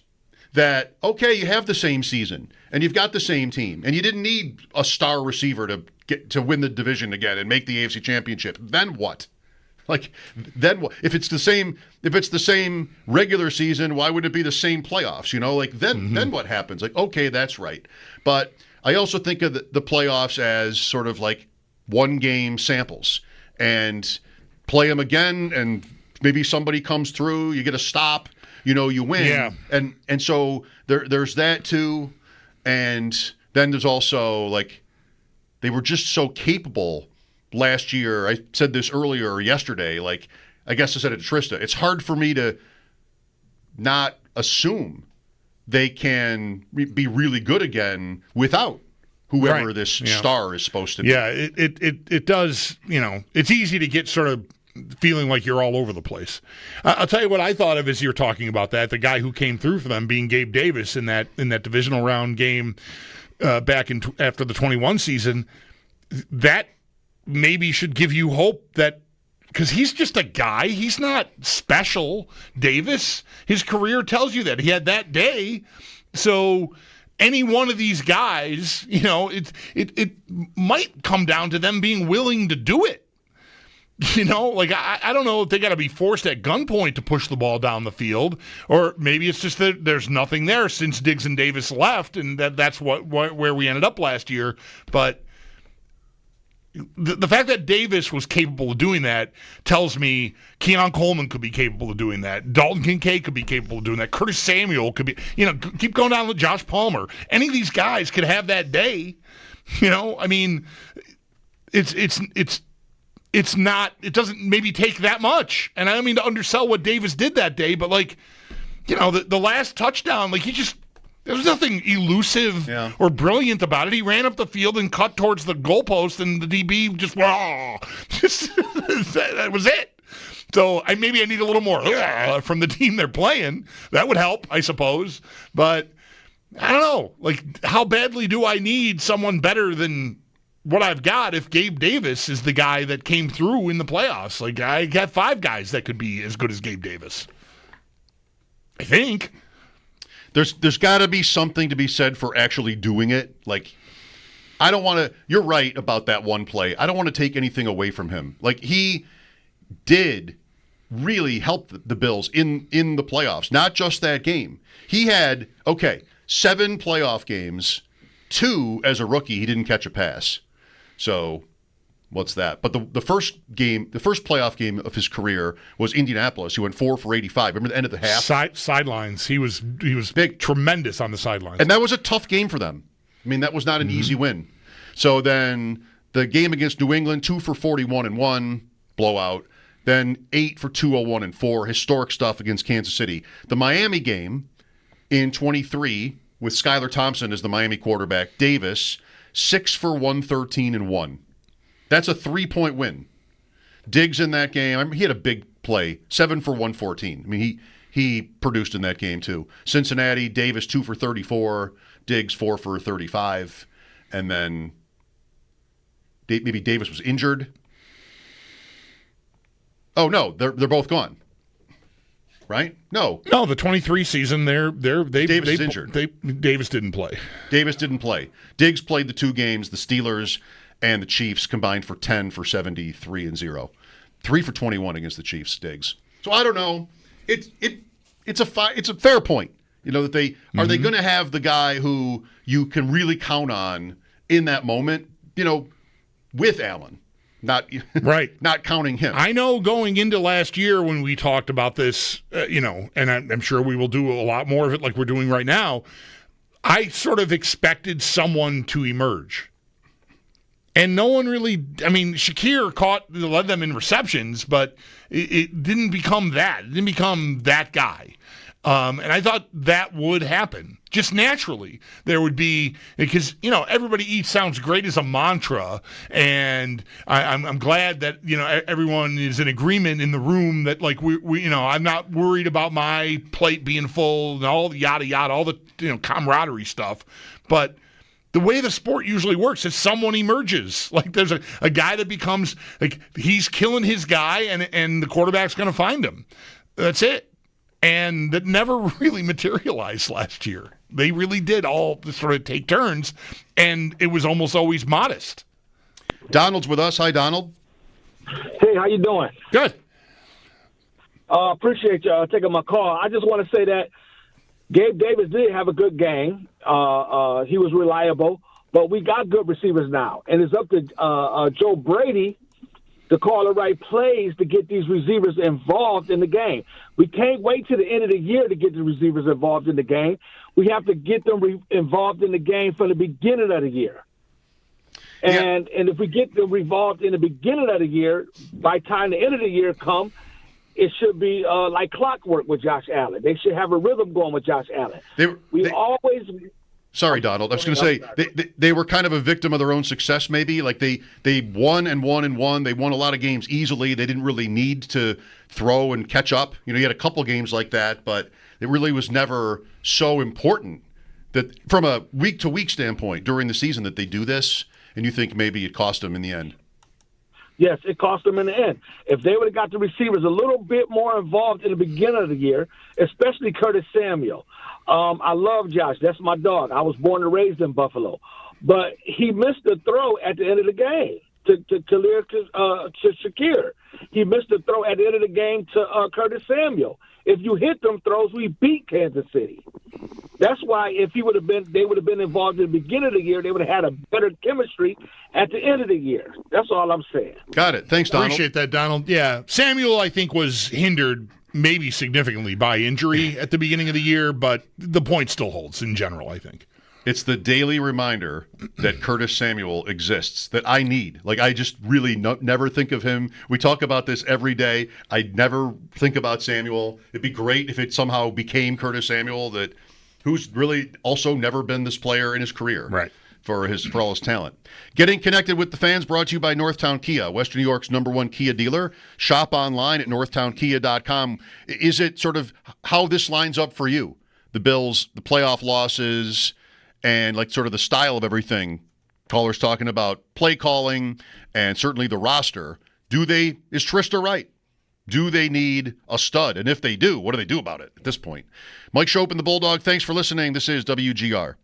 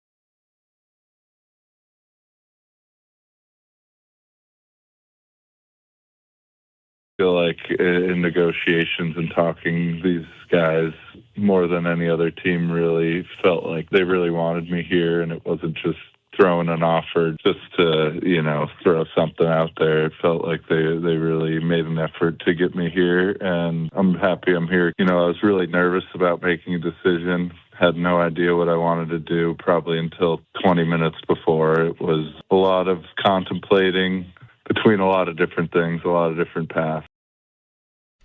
Joey Bosa on Sirius XM radio recently. Did you see Sam Monson the other day say basically they should just wait until January on Bosa?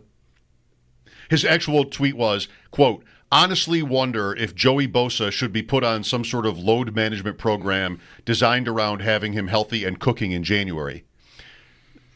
They're going to do that. That's going to be the plan. He's not going to play every snap or anything, but I felt like Sam wanted to say, see you in December.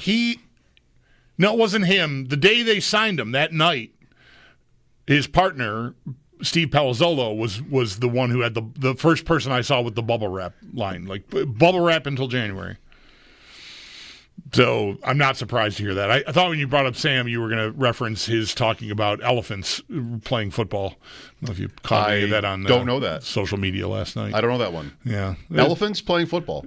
Just how it's silly. It's a little like, who would win a fight, an eagle or a bear? I don't know.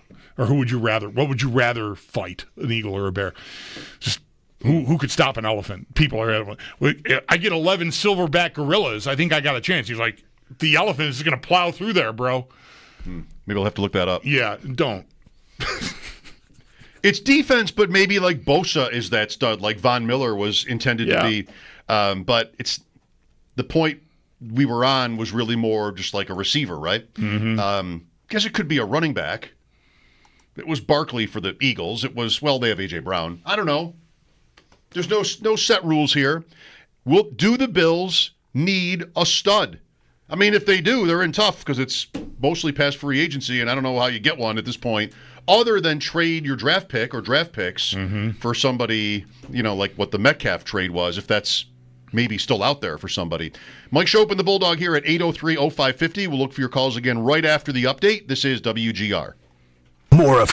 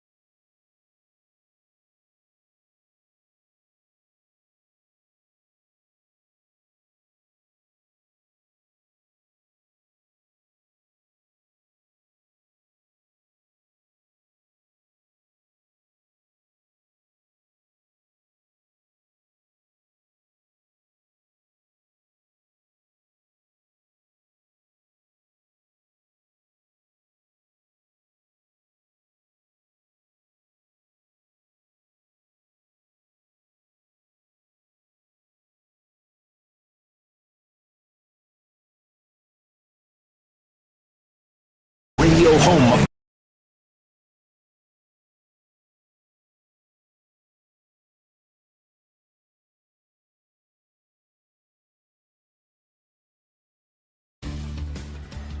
The Buffalo Sabres playing tomorrow against the Utah Hockey Club. It would be the first time the Sabres would be playing in Utah since the franchise relocated from Arizona. The Sabres, meanwhile, trying to string some wins together. They have won 3 of their last 4 games. The team was on the ice for practice today, and J.J. Peterka was back on the ice on the line with Tage Thompson and Alex Tuch. That would point to Peterka being back in the lineup for Buffalo tomorrow night. Elsewhere in the NHL, the league looking into all possibilities for their next All-Star event, as NHL Commissioner Gary Bettman met with the media today saying that they are reevaluating things for when the All-Star game is supposed to be, with the New York Islanders hosted at UBS Arena in February of 2026. There is one wrench in that plan, though, the Olympics, which will feature NHL talent for the first time since 2014. The Olympics being set for February 6th to the 22nd next year. As for the Bills, yesterday Buffalo reportedly reworking linebacker Matt Milano's contract. You could read more about that on our website. Sal Capaccio has more at WGR550.com. Elsewhere in football, a couple of NFC North teams making some rule change proposals. The Green Bay Packers again proposing to ban the tush push.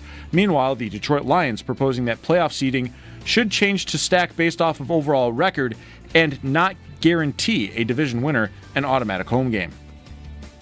To the courts, the first round of March Madness less than a day away. There are a few more playing games on the men's side to take care of first.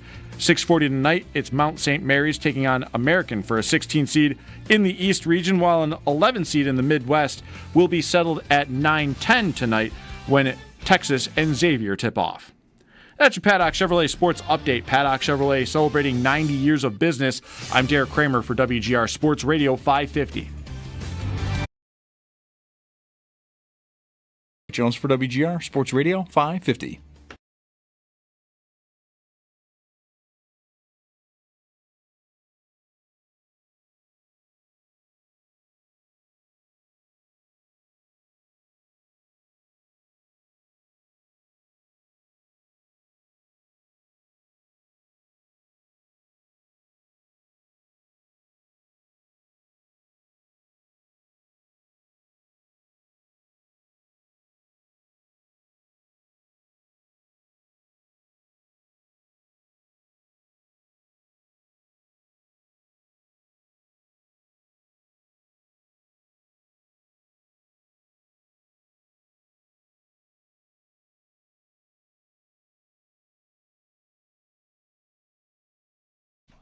Such good singing. Okay. You didn't even flinch when I tried to feed you the wrong lyrics either. You're just biding your time. Yeah, I guess. You did a great job there. I guess. Really just the stylizing. Is that a word? Sure. The way I just wasn't literally speaking the words. Yeah, you're right. I mean, it was barely more than that. Well, yeah, you didn't know the words. I tried to help you. I gave you the wrong ones. You didn't acknowledge it, and then I'm just talking about the overall performance. You did skip a bit. No, I think it's a very strong vocal performance. Will the Bills? It's just another way of asking the same thing. I'm just going to say it. Regret not having another stud on offense. And that's a term. It's subjective. You could say that they have a couple more than maybe I would or someone else would. 803-0550. We talked to Trista Crick earlier, mentioned to her how the Bills are the betting favorite in the AFC at one site. And she's like, yeah, but comes down to it in the playoffs, who's getting the ball? Who is getting the ball where it's going to work? And, maybe that's a fair question.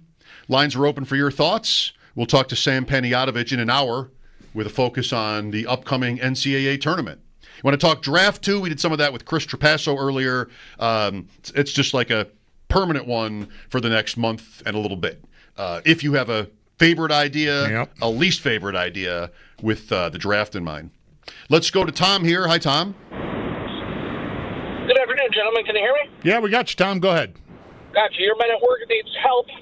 Badly. But I have read a couple articles online over the last couple days mentioning Diggs back to Buffalo. I think it's garbage, but wanted to see, one, if you thought it was valid.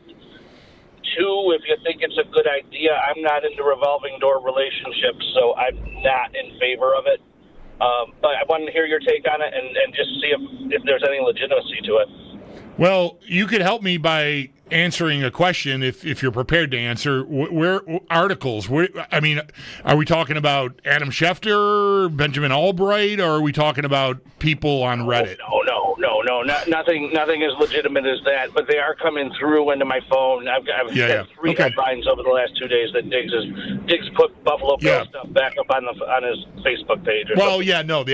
Right. That's the genesis of it. Thank you for answering the question, Tom.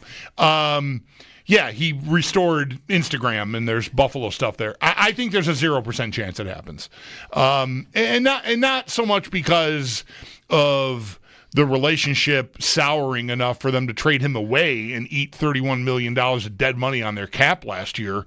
Although that could be a deterrent. But I think guys and organizations, if there's I'm going to help you, you're going to pay me. People can get over that kind of stuff. I'm just not sure there's a need for a number one receiver. I don't think he's it anymore. I don't think the Bills thought he was it, which is part of the reason they traded him in the first place.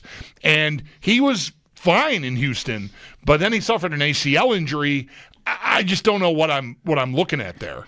He'll land somewhere, I think. I don't know how soon he'll be ready to play for someone, but he's not the answer to what we've been talking about, like a go-to guy, I don't think, anymore.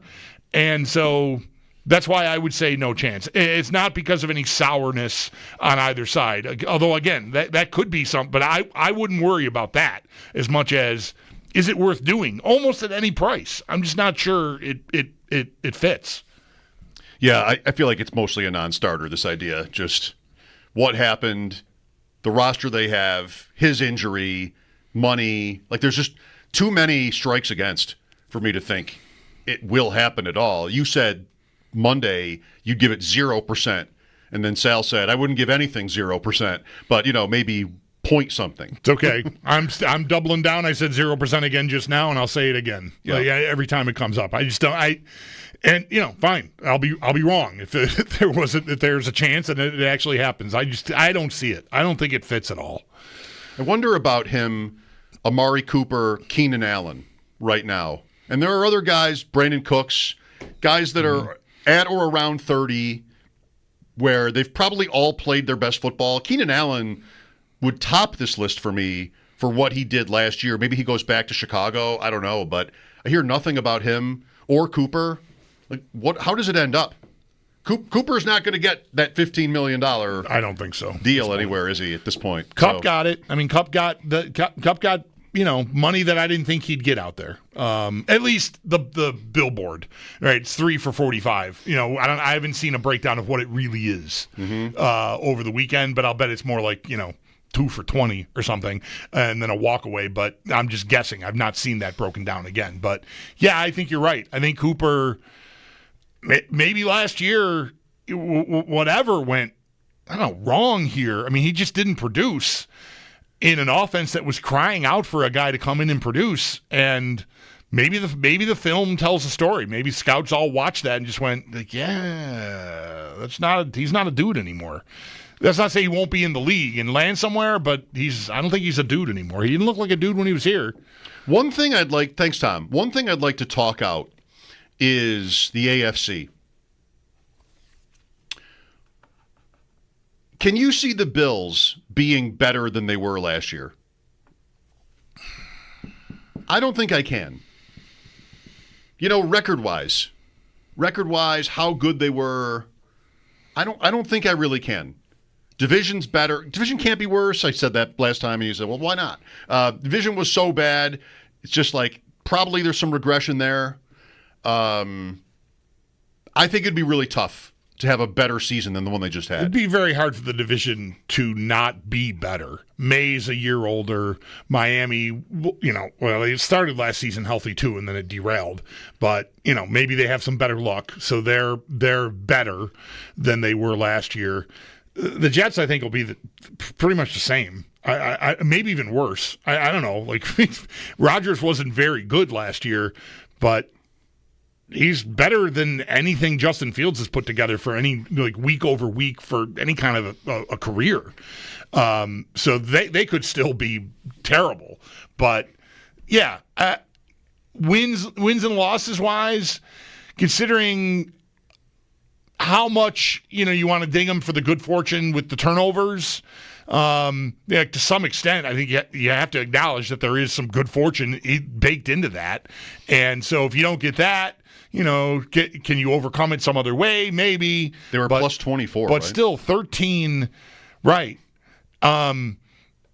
And look, you can give them credit for taking the ball away. Not turning it over at all is just insane luck. Like fumble luck, it was just very prevalent for them. So good for them. They had it on their side and they capitalized on it. So I wouldn't expect that to continue, at least not in such a disproportionate way that it did, where they just take it away so much and don't give it away. Maybe they'll take it away just as much, but they'll give it away 10 more times or something. 20 games, never once did they lose in turnovers. 20 out of 20, they were even or better. Good luck is right. I mean, that's insane. So, I don't know. And the schedule is a grinder. I mean, there's some we were talking about that earlier this week already, or late last week. Like the teams coming in here, like there's a lot of marquee, big time teams rolling in. You're trading the AFC South for the AFC North, and you're trading the NFC West, which wasn't great. I mean, San Francisco was down, Seattle was beatable. Like that wasn't great for the NFC South, which that's probably a win for the Bills. Probably a little bit easier division. Yeah, that's right. But still, that having to play the North is. I mean, Cleveland is still there, and they're talking about Carson Wentz today. I mean, is that right? Yes, I didn't see that. Yes. What was I doing all day? I don't know, but there was some talk about Carson Wentz. As a fallback, if they can't attract like Russell Wilson, I think. Okay, wow. I know what I was doing all day, trying to figure out how good Colorado State really is. That's what I was doing all day. Digging in on that. Oh, baby. So. All right, Bills, 13 wins. You take the same season. Yeah. Anybody would take the same season. Yeah. Chiefs. How are they going to win 15 games? They're not. They're not. They're not. Right? The Chiefs will be worse? Sure. I don't think significantly, but they had a lot. It was in a different way. They had a lot of late game stuff some of it was pretty fluky that went their way, and so they got their 15 wins again. Okay, hat tip. That's not happening again. Baltimore. You know what's funny? I know they've done stuff. I feel like through the week that has been here, right? The free agency officially actually opened last Wednesday, tampering period Monday. I don't feel like I saw their name hardly at all. Yeah, through this process. DeAndre Hopkins. They kept Ronnie Stanley. Right. That's about all I can name. Oh, Cooper Rush. Okay. New backup quarterback in Baltimore. Okay, yeah. All right, so they've had 2 pretty amazing seasons in a row. Do they just keep doing that? Probably, yeah. Okay. Derrick Henry. I don't see a lot changing for the top 3 teams in the conference. I don't see a lot changing either, but I'm thinking that I think all 3 will be down a little. Just because Kansas City and Buffalo, in their own ways, like you said, in different ways, both ran so pure. Bills with schedule and turnovers, and nobody misses a snap on the offensive line for the whole season. Like stuff like that is very hard to replicate. Kansas City just winning you already said it. I mean, good luck to both of those teams putting down the same years. Ravens, Jackson just had the most insane quarterback season ever.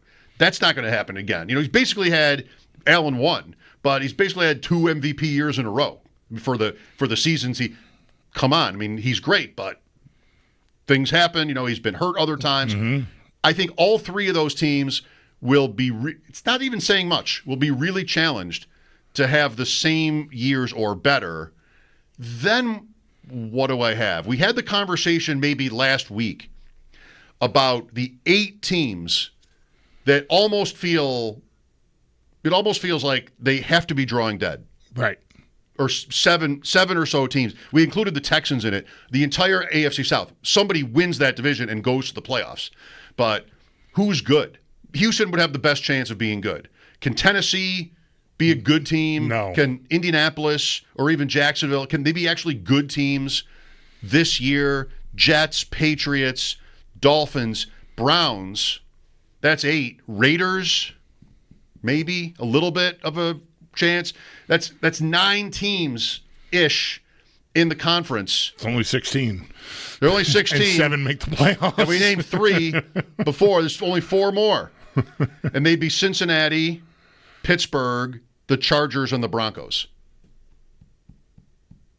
I'm getting to a point where the take is the conference is more competitive.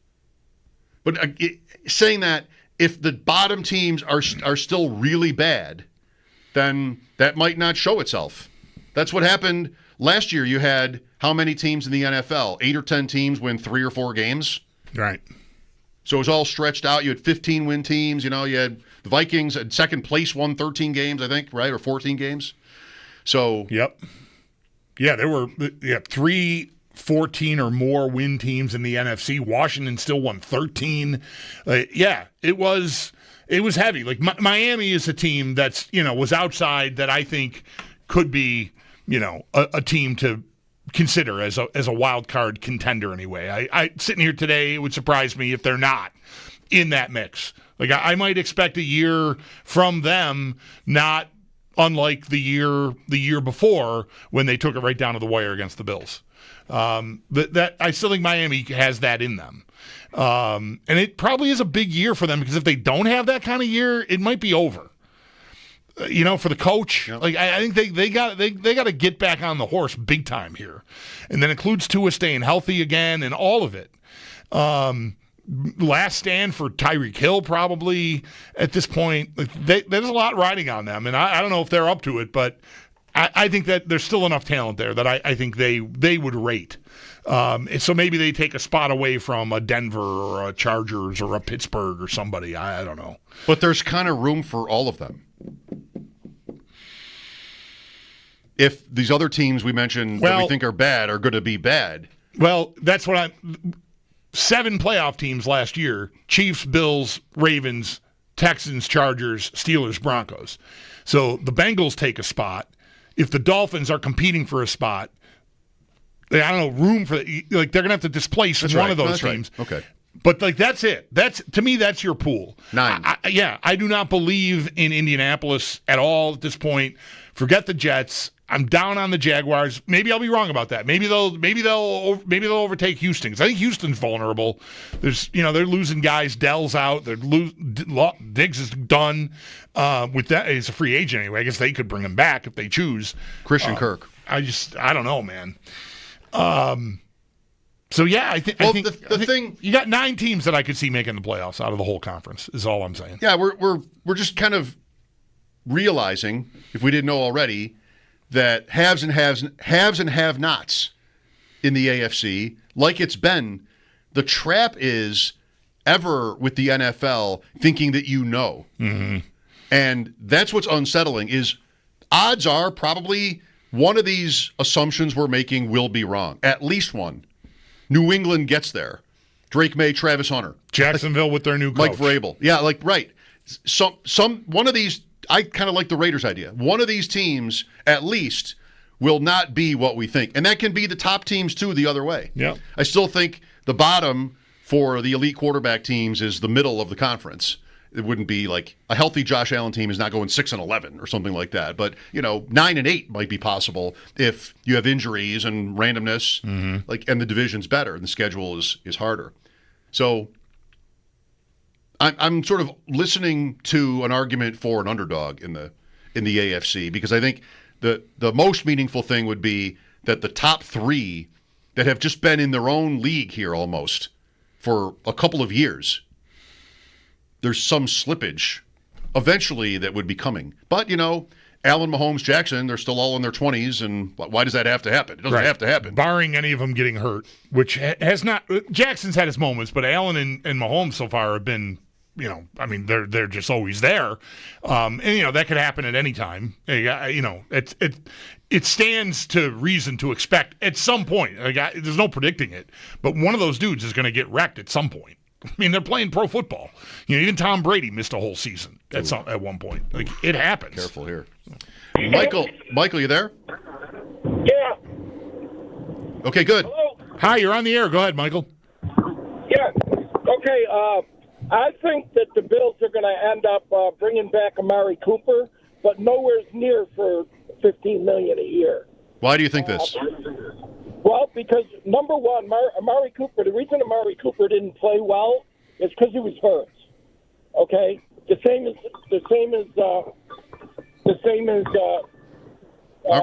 Focus up here, Michael. Focus up. Come on, we're on the air here. Yeah, I'm talking to you. I'm telling you that I think Amari Cooper was hurt, and that's why he didn't play that well. But I think if he's healthy, he's going to be your number one receiver. Okay, is it interesting that it hasn't happened yet? Yes, it is. But I think that the reason is there's a lot of receivers out there, and I'm not sure who's waiting for what until they start seeing what the market value of the second-rate free agents are. Okay, that might be true. There's a group of guys that maybe are watching each other. That might be true. You've had the Chase and Higgins deals were mega contracts, but these guys aren't that. So that might be right.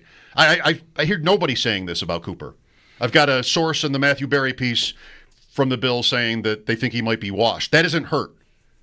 That is old. That's done. It's a different point. Yeah. His wrist wasn't making him slow. So I don't know. I'd be surprised if he came back, but you seem to think he will. Thanks for the call. Mike Schopp and the Bulldog here. Back after the update. Sammy P coming up at 6. This is WGR. Never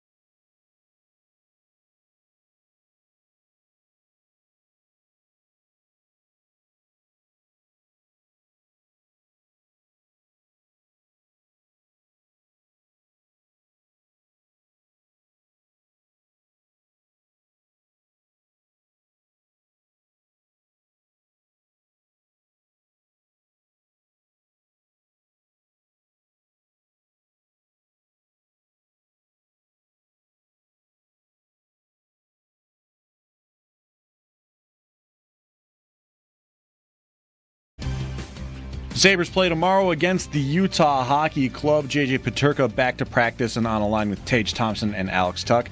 Two players still out with injury in Yuri Kulik and Josh Norris. Face off tomorrow night in Utah at 9 o'clock. The NHL looking into all possibilities for their next All-Star event. Gary Bettman saying they are reevaluating the All-Star game for February of 2026. The Olympics are in the month of February 2026 as well, and they will have NHL players returning to that international play for the first time since 2014. To football, the Bills reportedly reworked linebacker Matt Milano's contract yesterday. You could read more about that, as our own Sal Capaccio has more at WGR550.com. Elsewhere in football, according to ESPN's Kevin Seifert, the Vikings moving past discussions with free agent quarterback Aaron Rodgers. They'll keep J.J. McCarthy at the top of their depth chart heading into 2025. To the courts, a few more playing games for March Madness. Mount St. Mary's taking on American at 6:40 tonight. Texas and Xavier tipping off at 9:10. The women's bracket has playing games as well today. Iowa State against Princeton at 7 o'clock. UC San Diego taking on Southern at 9 p.m. tonight. Those are your sports headlines, brought to you by Paddock Chevrolet, celebrating 90 years of business. I'm Derek Kramer. You're listening to WGR.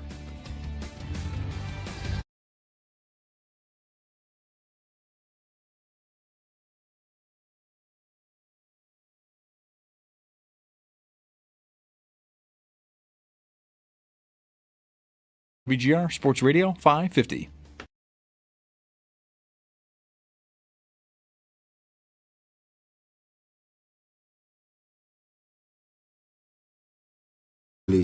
Was not trying to let T go for me. It's hard when you out there and T not out there, you know what I'm saying?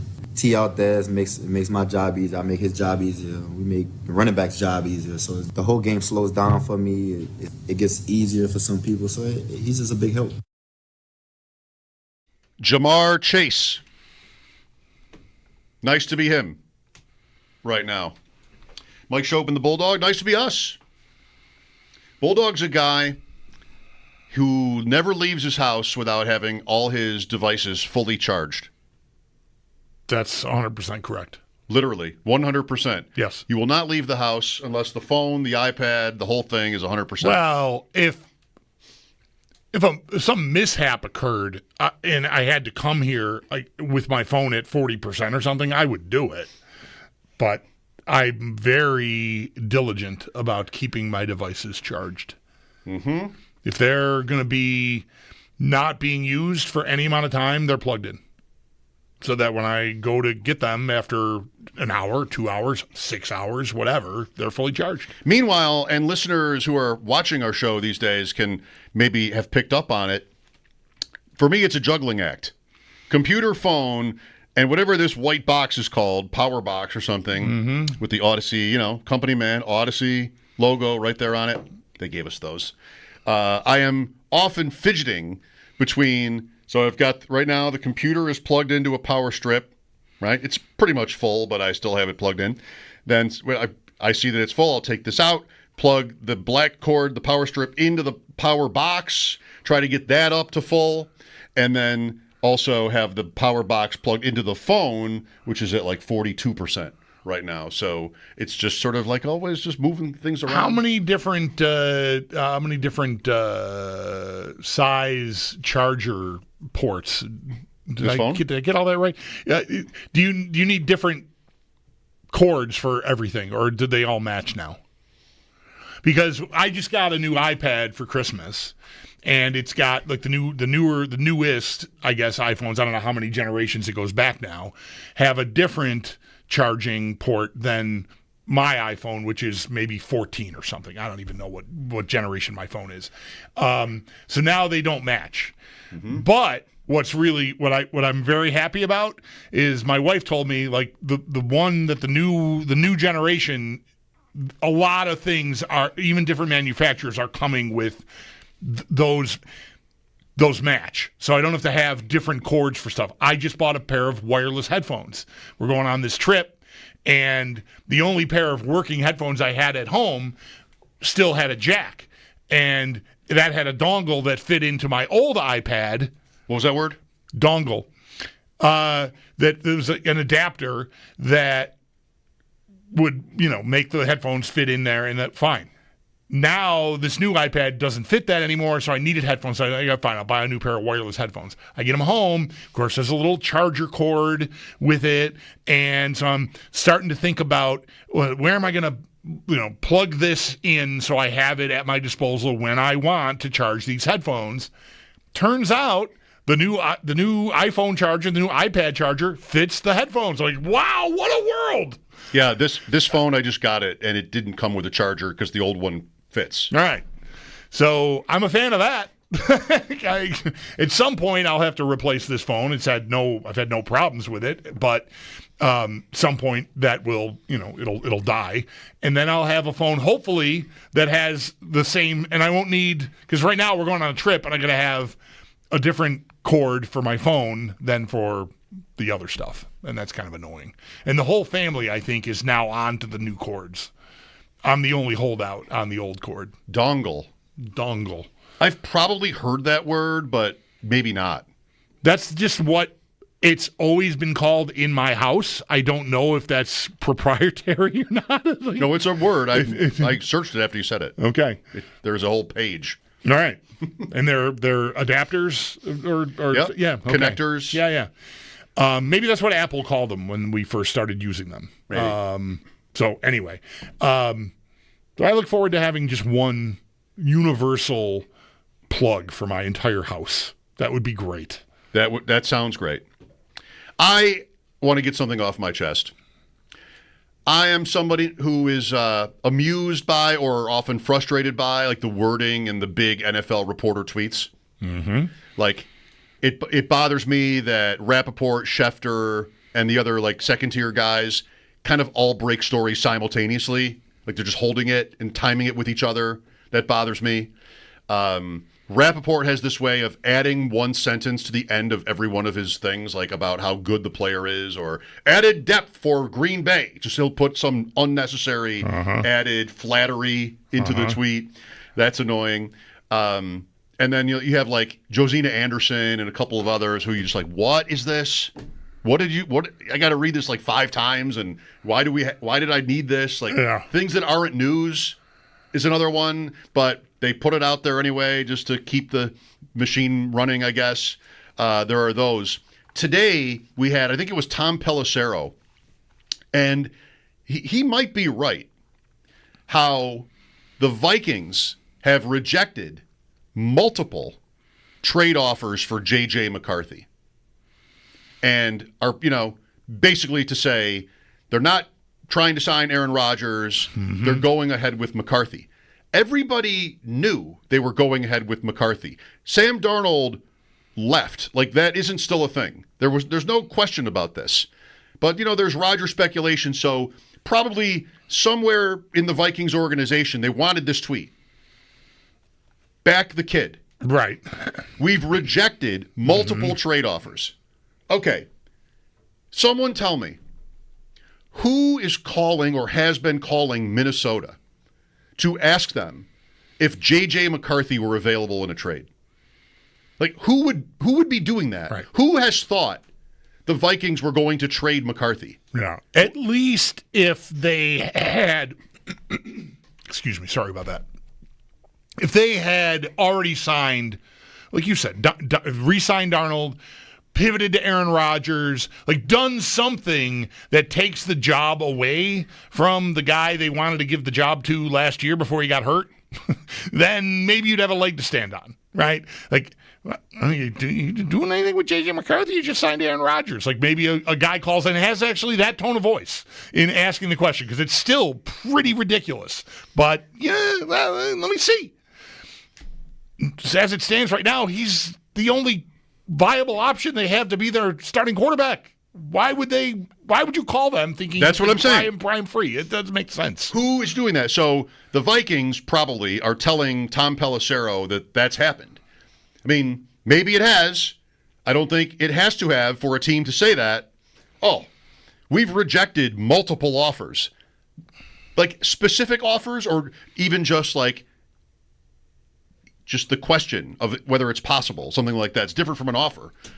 Imagine if the Vikings got literally multiple offers for him from I guess there would be at least 2 GMs in the NFL who don't follow the sport that might think, oh, he wasn't that good a prospect. He's hurt. Maybe they'd want to get rid of him, like that one guy in your fantasy league that does the math like that. Minnesota. Also, the word multiple almost definitely has to mean 2. Because let's not get crazy. If it were 3 or more, it'd be several or a few. Multiple is when you want to make it sound big, but it's you can't go too far, and you can't say 1. The Vikings rejected 1 offer for J.J. McCarthy. No, multiple, because multiple you want the reader to think could be 10. The Vikings are just they got to put a stop to this. All these offers for their basically rookie first-round pick quarterback. Sure, that sounds like a reasonable thing, that the Vikings want to trade him on a rookie deal. They think he's good. They liked him enough to draft him. They got rid of Darnold. But, let's just call and see. That's the guy in your fantasy league who gets mad when you get mad, or annoyed is all, at least, with how they're just bombarding you with offers that are terrible, and they get upset when you get upset because they say, can't you just say no? Why is that so hard? I'm in leagues where, in the chat, people argue about blocking offers from other guys, and the perpetrator is usually like, well, that's stupid. Why would you do that? Just say no. Maybe you get an offer that you like, but you'll never know now because you blocked me. Yeah, well, I didn't want to lose my mind. So right. I have never done that, but people debate this in leagues that I didn't want to quit the league because you were annoying me so much. No way.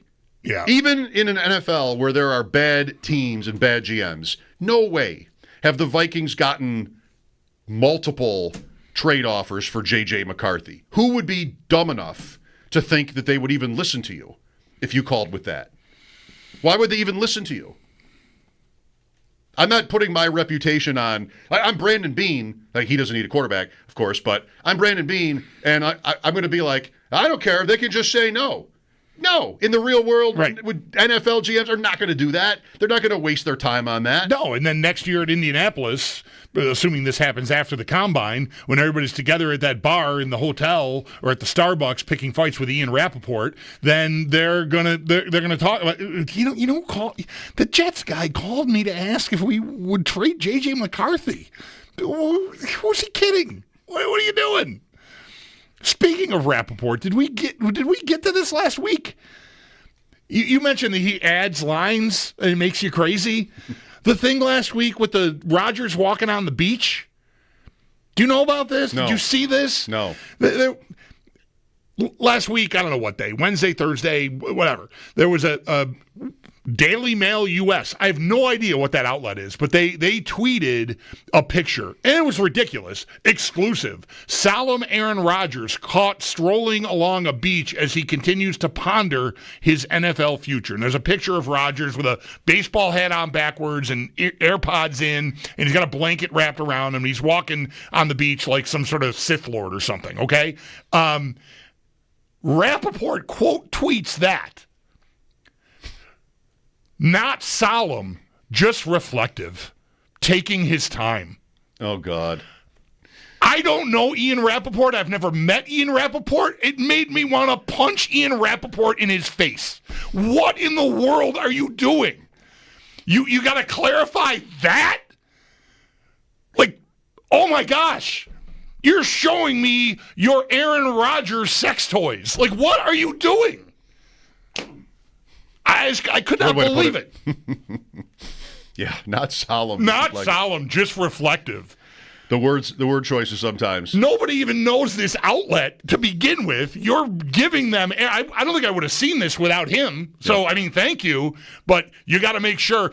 I'm correcting Daily Mail US, whatever that is, about solemn, because he's definitely not solemn. Let me tell you, I know solemn. I've been solemn. I know all about solemn. This guy is not solemn right now. He says. Shut up. He told me to tell you that. Just stuff it, Rappaport. Well, okay, there's that too. Sorry, I was sitting on that. I mean, you had to get something off your chest. That was in for a week. I just can't believe people are calling to try to trade for J.J. McCarthy. Like, what? Right. Follow the NFL first. Yeah. Before you get a job being a GM. Like, why would that even happen once? It didn't. Right. That's the point. But the teams use these guys so badly, and it's pretty easy to see through it. It shouldn't be like that.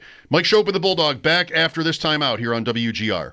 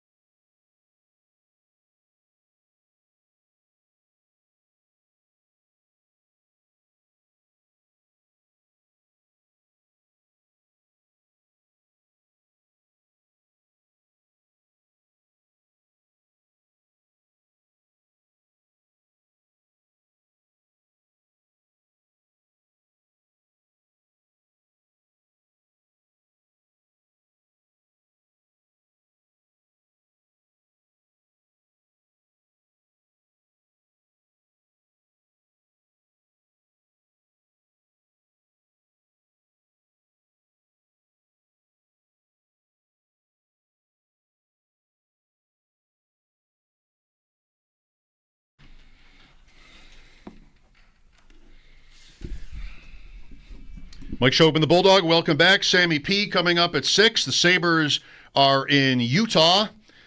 You go to Utah, you stay in Utah. Frank, the story is Utah. More golden hits from Mike Schopp.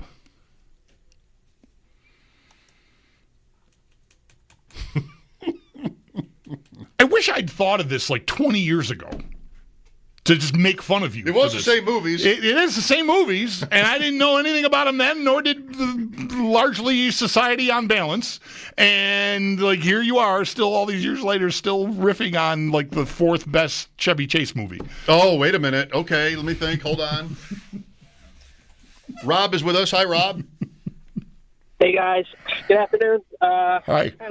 I kind of answered my own question as I was on hold here, but I'll still throw it at you. You guys brought up a good point, a good suggestion. I thought, not a suggestion, but an idea in Keenan Allen. Very productive, but I forgot the fact that he's a slot receiver, so I guess it wouldn't work.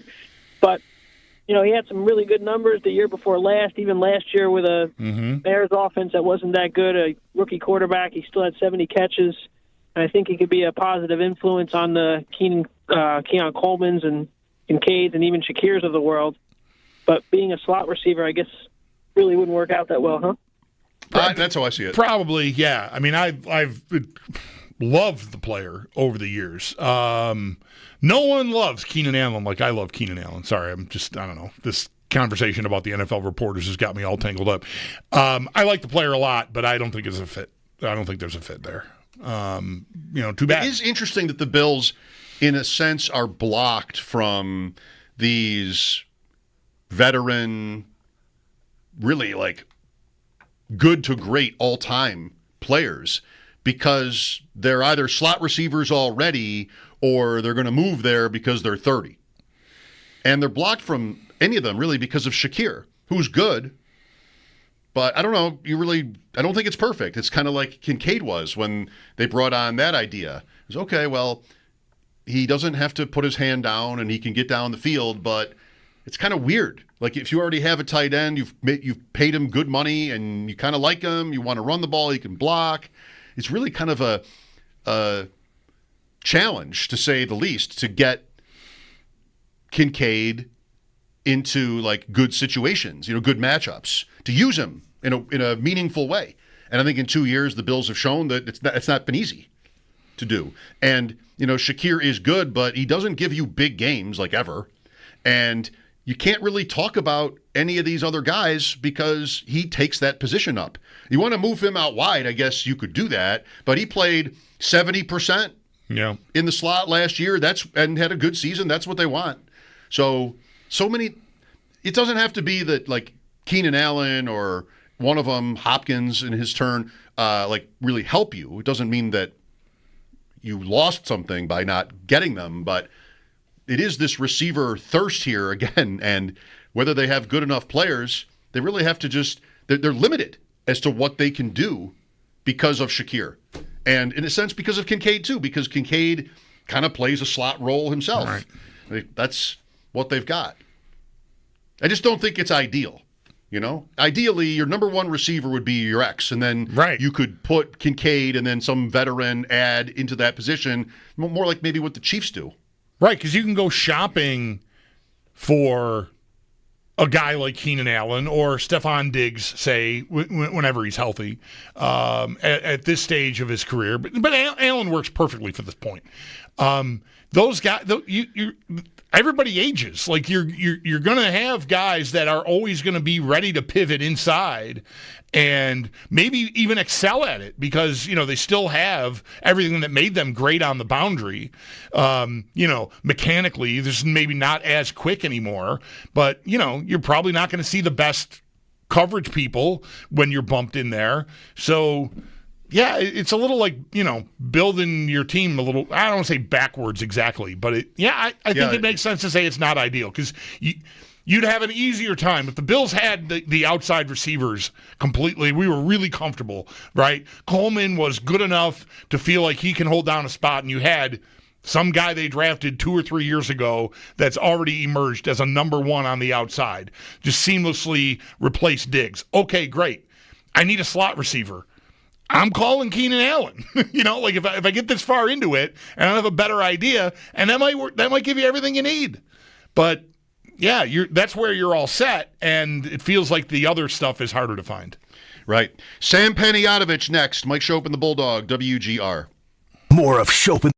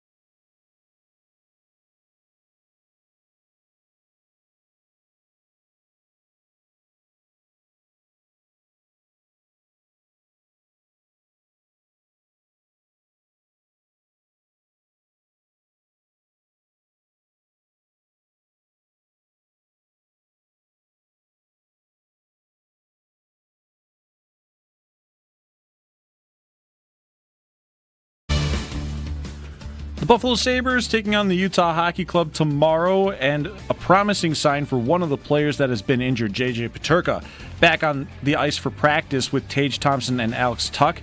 He is expected to return to the lineup tomorrow night. The Sabres will play in Utah, 9 o'clock face-off tomorrow night on the road. Elsewhere in the NHL, the league looking into all possibilities for their next All-Star event. NHL Commissioner Gary Bettman met with the media, saying that they are reevaluating things for the All-Star game that is supposed to be hosted by the New York Islanders at UBS Arena in February of 2026. There is one problem with that. The Olympics, which will feature NHL talent in Olympic play once again, is set to be February 6th to the 22nd in 2026. To football, yesterday the Buffalo Bills reportedly reworked linebacker Matt Milano's contract to free up some cap space this year. It would also make Milano a free agent next season. You could read more about it on our website at WGR550.com. Elsewhere in football, a couple of NFC North teams making some rule change proposals. The Green Bay Packers once again proposing to ban the tush push. Meanwhile, the Detroit Lions proposing that playoff seeding should change to stack based off of overall record and not guarantee a division winner a home game. To the courts, the first round of March Madness less than a day away. There are a couple more play-in games on the men's bracket to be decided first. At 6:40 tonight, Mount St. Mary's takes on American for a 16 seed in the East region, an 11 seed in the Midwest to be settled at 9:10 tonight when Texas and Xavier tip off. As for the women's bracket, there are play-in games beginning today. Iowa State against Princeton at 7 o'clock, UC San Diego taking on Southern at 9 o'clock tonight. At your Paddock Chevrolet Sports Update, Paddock Chevrolet celebrating 90 years of business. I'm Derek Kramer. You're listening to WGR Sports Radio 550.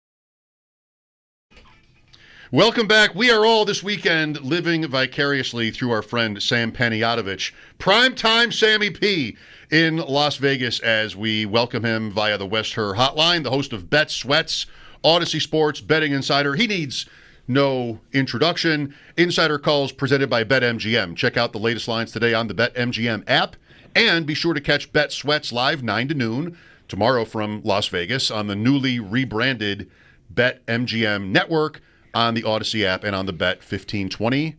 Sam, describe the scene. Right. What is the deal right now? Well, my scene is that I just got back to the room, checked in, bottle of Jameson, maybe some ginger ale. That's my scene. But the airport is slammed. You got groups of guys getting off planes, wearing their team gear, ready to go. I mean, look, sports betting is legal in almost 40 states. But this is still a tradition for a lot of people that have been doing it for a long time. And maybe not every year, but every other year. Super Bowl and March Madness, people still come with their buddies to bet, and that's never going to change. Yeah, that's great. I have a friend going out for the same reason, and I've never been there this weekend, but I think it's probably number one. I think I would say it's probably number one. Just all the people and all the games in one place. So 10 years ago, I agree with you. However, over the last decade, we've seen a lot of these conference tournaments migrate to Vegas.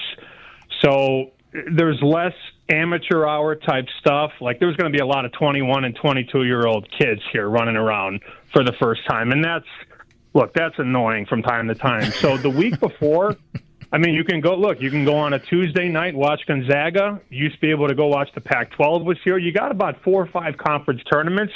There's less traffic. And the new thing out here, the rooms are cheap, but they're paying you, or you need to pay to get a seat at the book. And that never used to be the case. So it'll always be sort of a moving target. But I think the week before conference weekend is actually a little easier in terms of hanging and banging with like all the people and all the noise. Okay. So what is a day like for you tomorrow? You'll do your show, and then the games will get rolling. And are you posted up in a spot all day where they're just bringing you lobster tails, or are you? Because I'm assuming you're not eating like chicken nuggets in the shape of dinosaurs on a weekend like this. What is the scene? Are you guys moving around, or do you got a spot and like you're just living like kings? You're right, Bulldog. Usually I have bikini-clad women feeding me grapes. You're right. That's usually how I roll. So we get off the air at 9 a.m. Pacific, and the first game starts 15 minutes later. I'm going to go a little bit down the street. I used to live here for a couple of years, so I've made, close friends with a lot of the guys that run a lot of these books. So I'm going to do probably one casino earlier in the day, and then once we get that afternoon break, I'm going to go up to the Westgate Superbook, and then Friday's a whole different schedule. But, it's in terms of bets, like all my bets are already in, and a lot of people don't realize that these lines come out Sunday night, and they're molded into shape Sunday, Monday, Tuesday, Wednesday. And then by the time we get to tip-off, a lot of these totals and sides have moved, 2 or 3 points. So it's not going to be like a day where I'm sitting in the book firing. I'll be like hanging out. I'll be drinking, obviously, hanging out with the guys. But most of the bets are already in, and if you guys want a couple, I can give you some. But like, it's not like an action-heavy day. Like all the lifting's been done Sunday, Monday, Tuesday. You're staying at Mandalay Bay, or that's where your show is? Yeah, we can't afford to stay there. We're staying next door at Park MGM. I don't know how that works. Yeah, my room doesn't have like an AC that works right now, so this is awesome. Yeah, man, I don't. Mandalay Bay. Jameson, Bulldog. He's got his Jameson. Mandalay Bay was my favorite for a time, like say 20 years ago. It was pretty new. The problem with Mandalay Bay is it's the farthest one. Like it's not, it's not at central location. So you're a mile can take half an hour or more on the Strip, right? So to get from place to place, it's not the perfect location for that. Like I don't know, like a Bellagio would be or something like that. But hey, I'm jealous, man. This is great. The lifting is done. The brackets. So you said last week, Survivor's your favorite way to go. And there's a lot of, I love that too. There's a lot of strategy and game theory in Survivor. Why don't you explain that? So, I mean, there's one of two schools. Number one, you just take these undervalued top seeds. Like Tennessee is going to be a very popular pick tomorrow. They're a 19-point favorite against Wofford. They're not going to lose in the first game. But I don't like them going far because they are offensively challenged. So, some people would tell you, all right, take those 2s and 3s that you don't have going far and pick them early. And then there are other people that will take these undervalued favorites. The main example is the game that's very polarizing right now, and that's Michigan and San Diego. I mean, if you made this number 2 months ago, Michigan's probably a 6-point favorite. Now Michigan's only 2.5. Seth Davis is saying, UC San Diego to the Elite Eight or whatever. And you're like, all right, everybody likes that team now, and you can get Michigan pretty cheap. I don't know that I want to move Michigan far, but that's, a really mid seed that I could use early. So it's either you take out the favorites you don't have going far, or you try and find those 5, 6, 7 seeds that, probably win a game and then go home. But I'll be honest with you, Mike, I've won bracket pools. I've never won Survivor. I am very bad at Survivor. Interesting. I came close in my first try with Joe the year Houston lost to Villanova in the regional final. I think it was mine if Houston had won that game. And I just kind of went 7-10, 8-9 in the first round. Maybe you get a 7-10 or an 8-9 where somebody's like a 5-point favorite. Like, just give me that for the points, right? Because tiebreaker, I might overthink that. I mean, it's hard to go all the way. But getting the the seed points in case of a tie. If it's a 9 seed, say, then you get 9 points. Tennessee is a 2, you get 2. Oh, okay. So you do Survivor with points. I haven't done that or heard of that. But here's a new sort of a new scheme. This came about a couple years ago, where it's a bracket pool, and in the first round, for every win, you get a point. Second round is 2, third round is 3, all the way to the title game, which is only worth 6. But where you make your money is on picking upsets. So say you take a 12 over a 5, you get the 1 point, and then the 7 points, the gap between the 12 and 5. So if you pick a 12 over 5, you get 8 points. And those are fun because you want to pick enough upsets to get some points, but if you go upset crazy in a chalk year, you're dead. But people have written books on this stuff. Like I read a book on how to win my bracket challenge. I filled out my bracket with that advice and came in second to last. Like nobody knows. Nobody knows what's going to happen. Well, this sounds like a year where it is chalk friendly. If you ask ESPN's Jay Williams, yes. I saw the show Sunday. He has in his Elite Eight 1-2, 1-2, 1-2, 1-2. Only to be outdone by Jay Billis, who has 1-1-1-1 in his Final Four.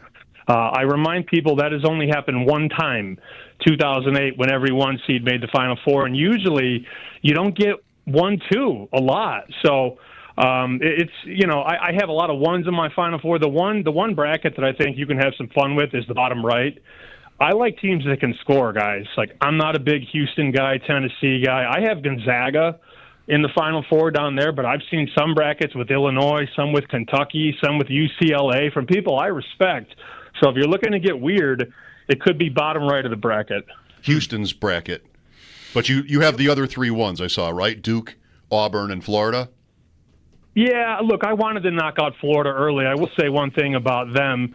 I have never, and this is not even hyperbole, I have never seen a team on Thursday conference weekend at 8-1 that is co-favored to win the title on Sunday.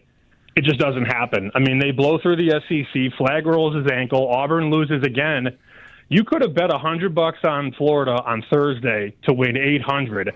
Now you're lucky to get 350-75. I never like to bet those teams to win a title. You don't have any value, and everybody's taught. I mean, if you ask around the office, I guarantee you people are going to go, oh, I love Florida, because they've watched basketball for 1 week this year. Well, if you ask me, I'll say that because my friend is an assistant coach. Right. But otherwise, yeah, I'm same. So how much of this, like the big mainstream people you've referenced here that are very chalky, is that we've talked a little bit about this, and even earlier today we talked to our old buddy Trista Crick, that the fat cats, the big time programs have sucked up a lot of the mid-major magic, and so it's harder for those teams to get by. Like, does that explain, in your view? I mean, clearly you disagree with that opinion that that's going to be that chalky, but do you think that it's the top end, like the fat teams are getting fatter? Yeah, I think the gap between the 1 and the 16, the 2 and the 15, the 3 and the 14 is as big as it's ever been. And, I mean, you just look at some of these point spreads, Bulldog. I mean, Houston opened up as a 30-point favorite in the first game. Florida's a 29-point favorite. And, look, you have the occasional upset. Purdue goes down to Fairleigh Dickinson or whatever. But the problem with the sport, and we don't have time to talk about the landscape of college basketball, but if a 15 knocks off a 2, guess what? That 15 shooting guard that scored 25 points, he's going to UConn next year. There's no right. There's no stability. There's no stability amongst the younger teams and the lesser programs, because the first thing they do is try and get the coach. They want to hire the coach away, like Drake, for example. That coach probably leaves.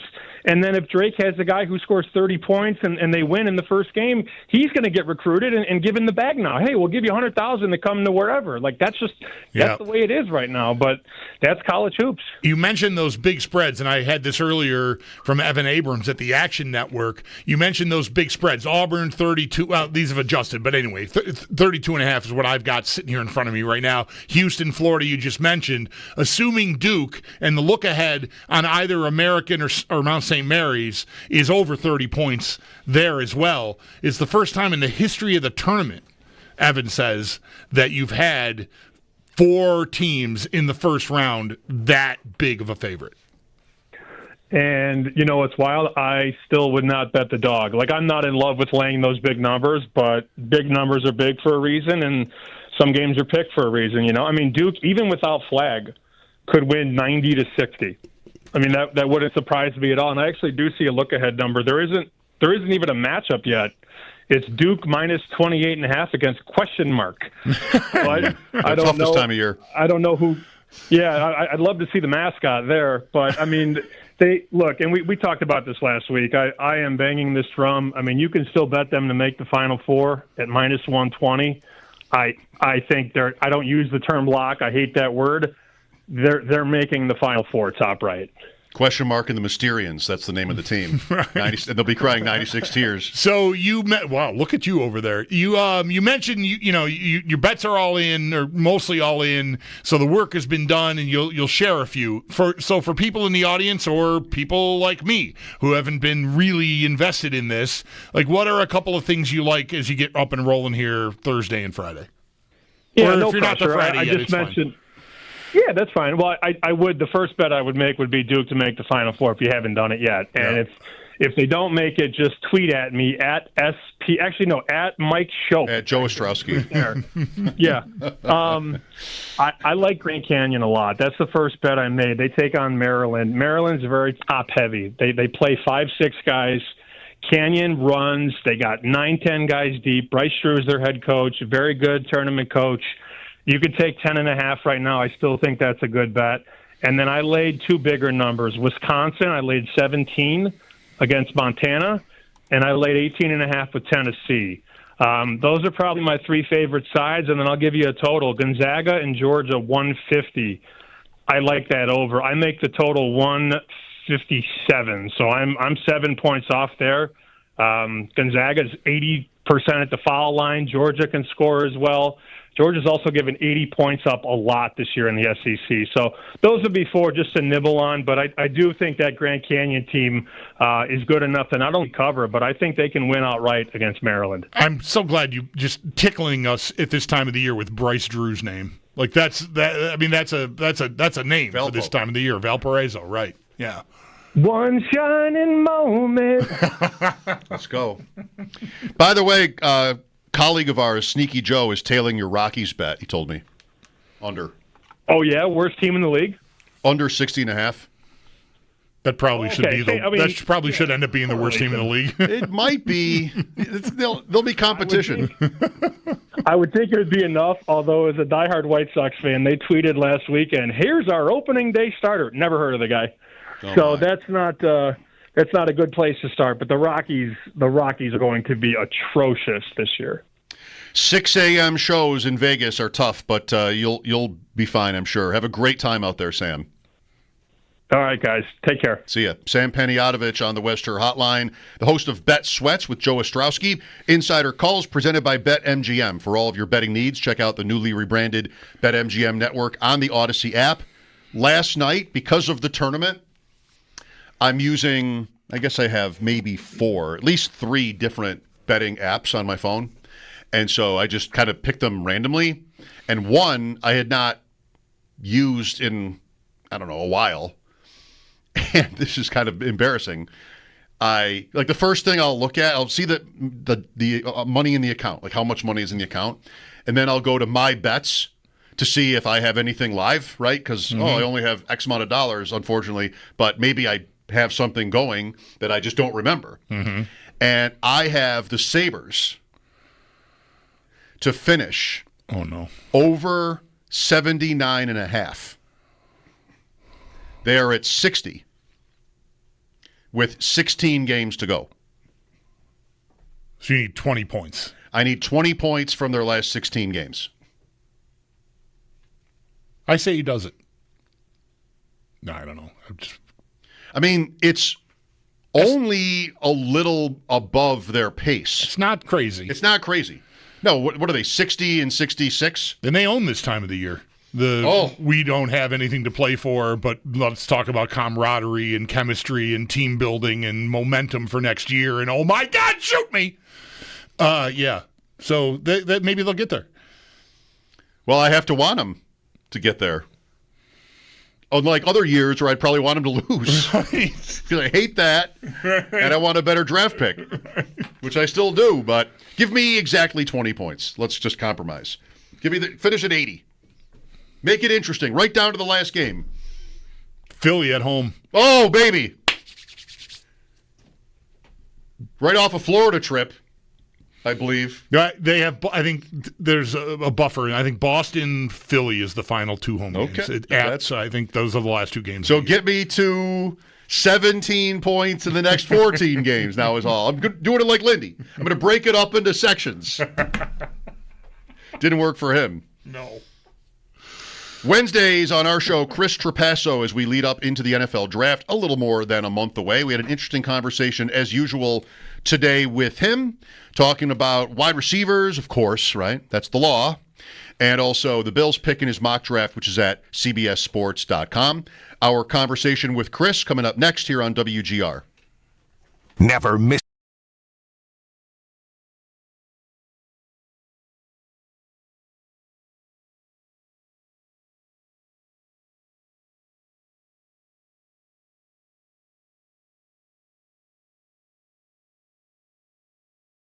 I'm Zach Jones for WGR Sports Radio 550.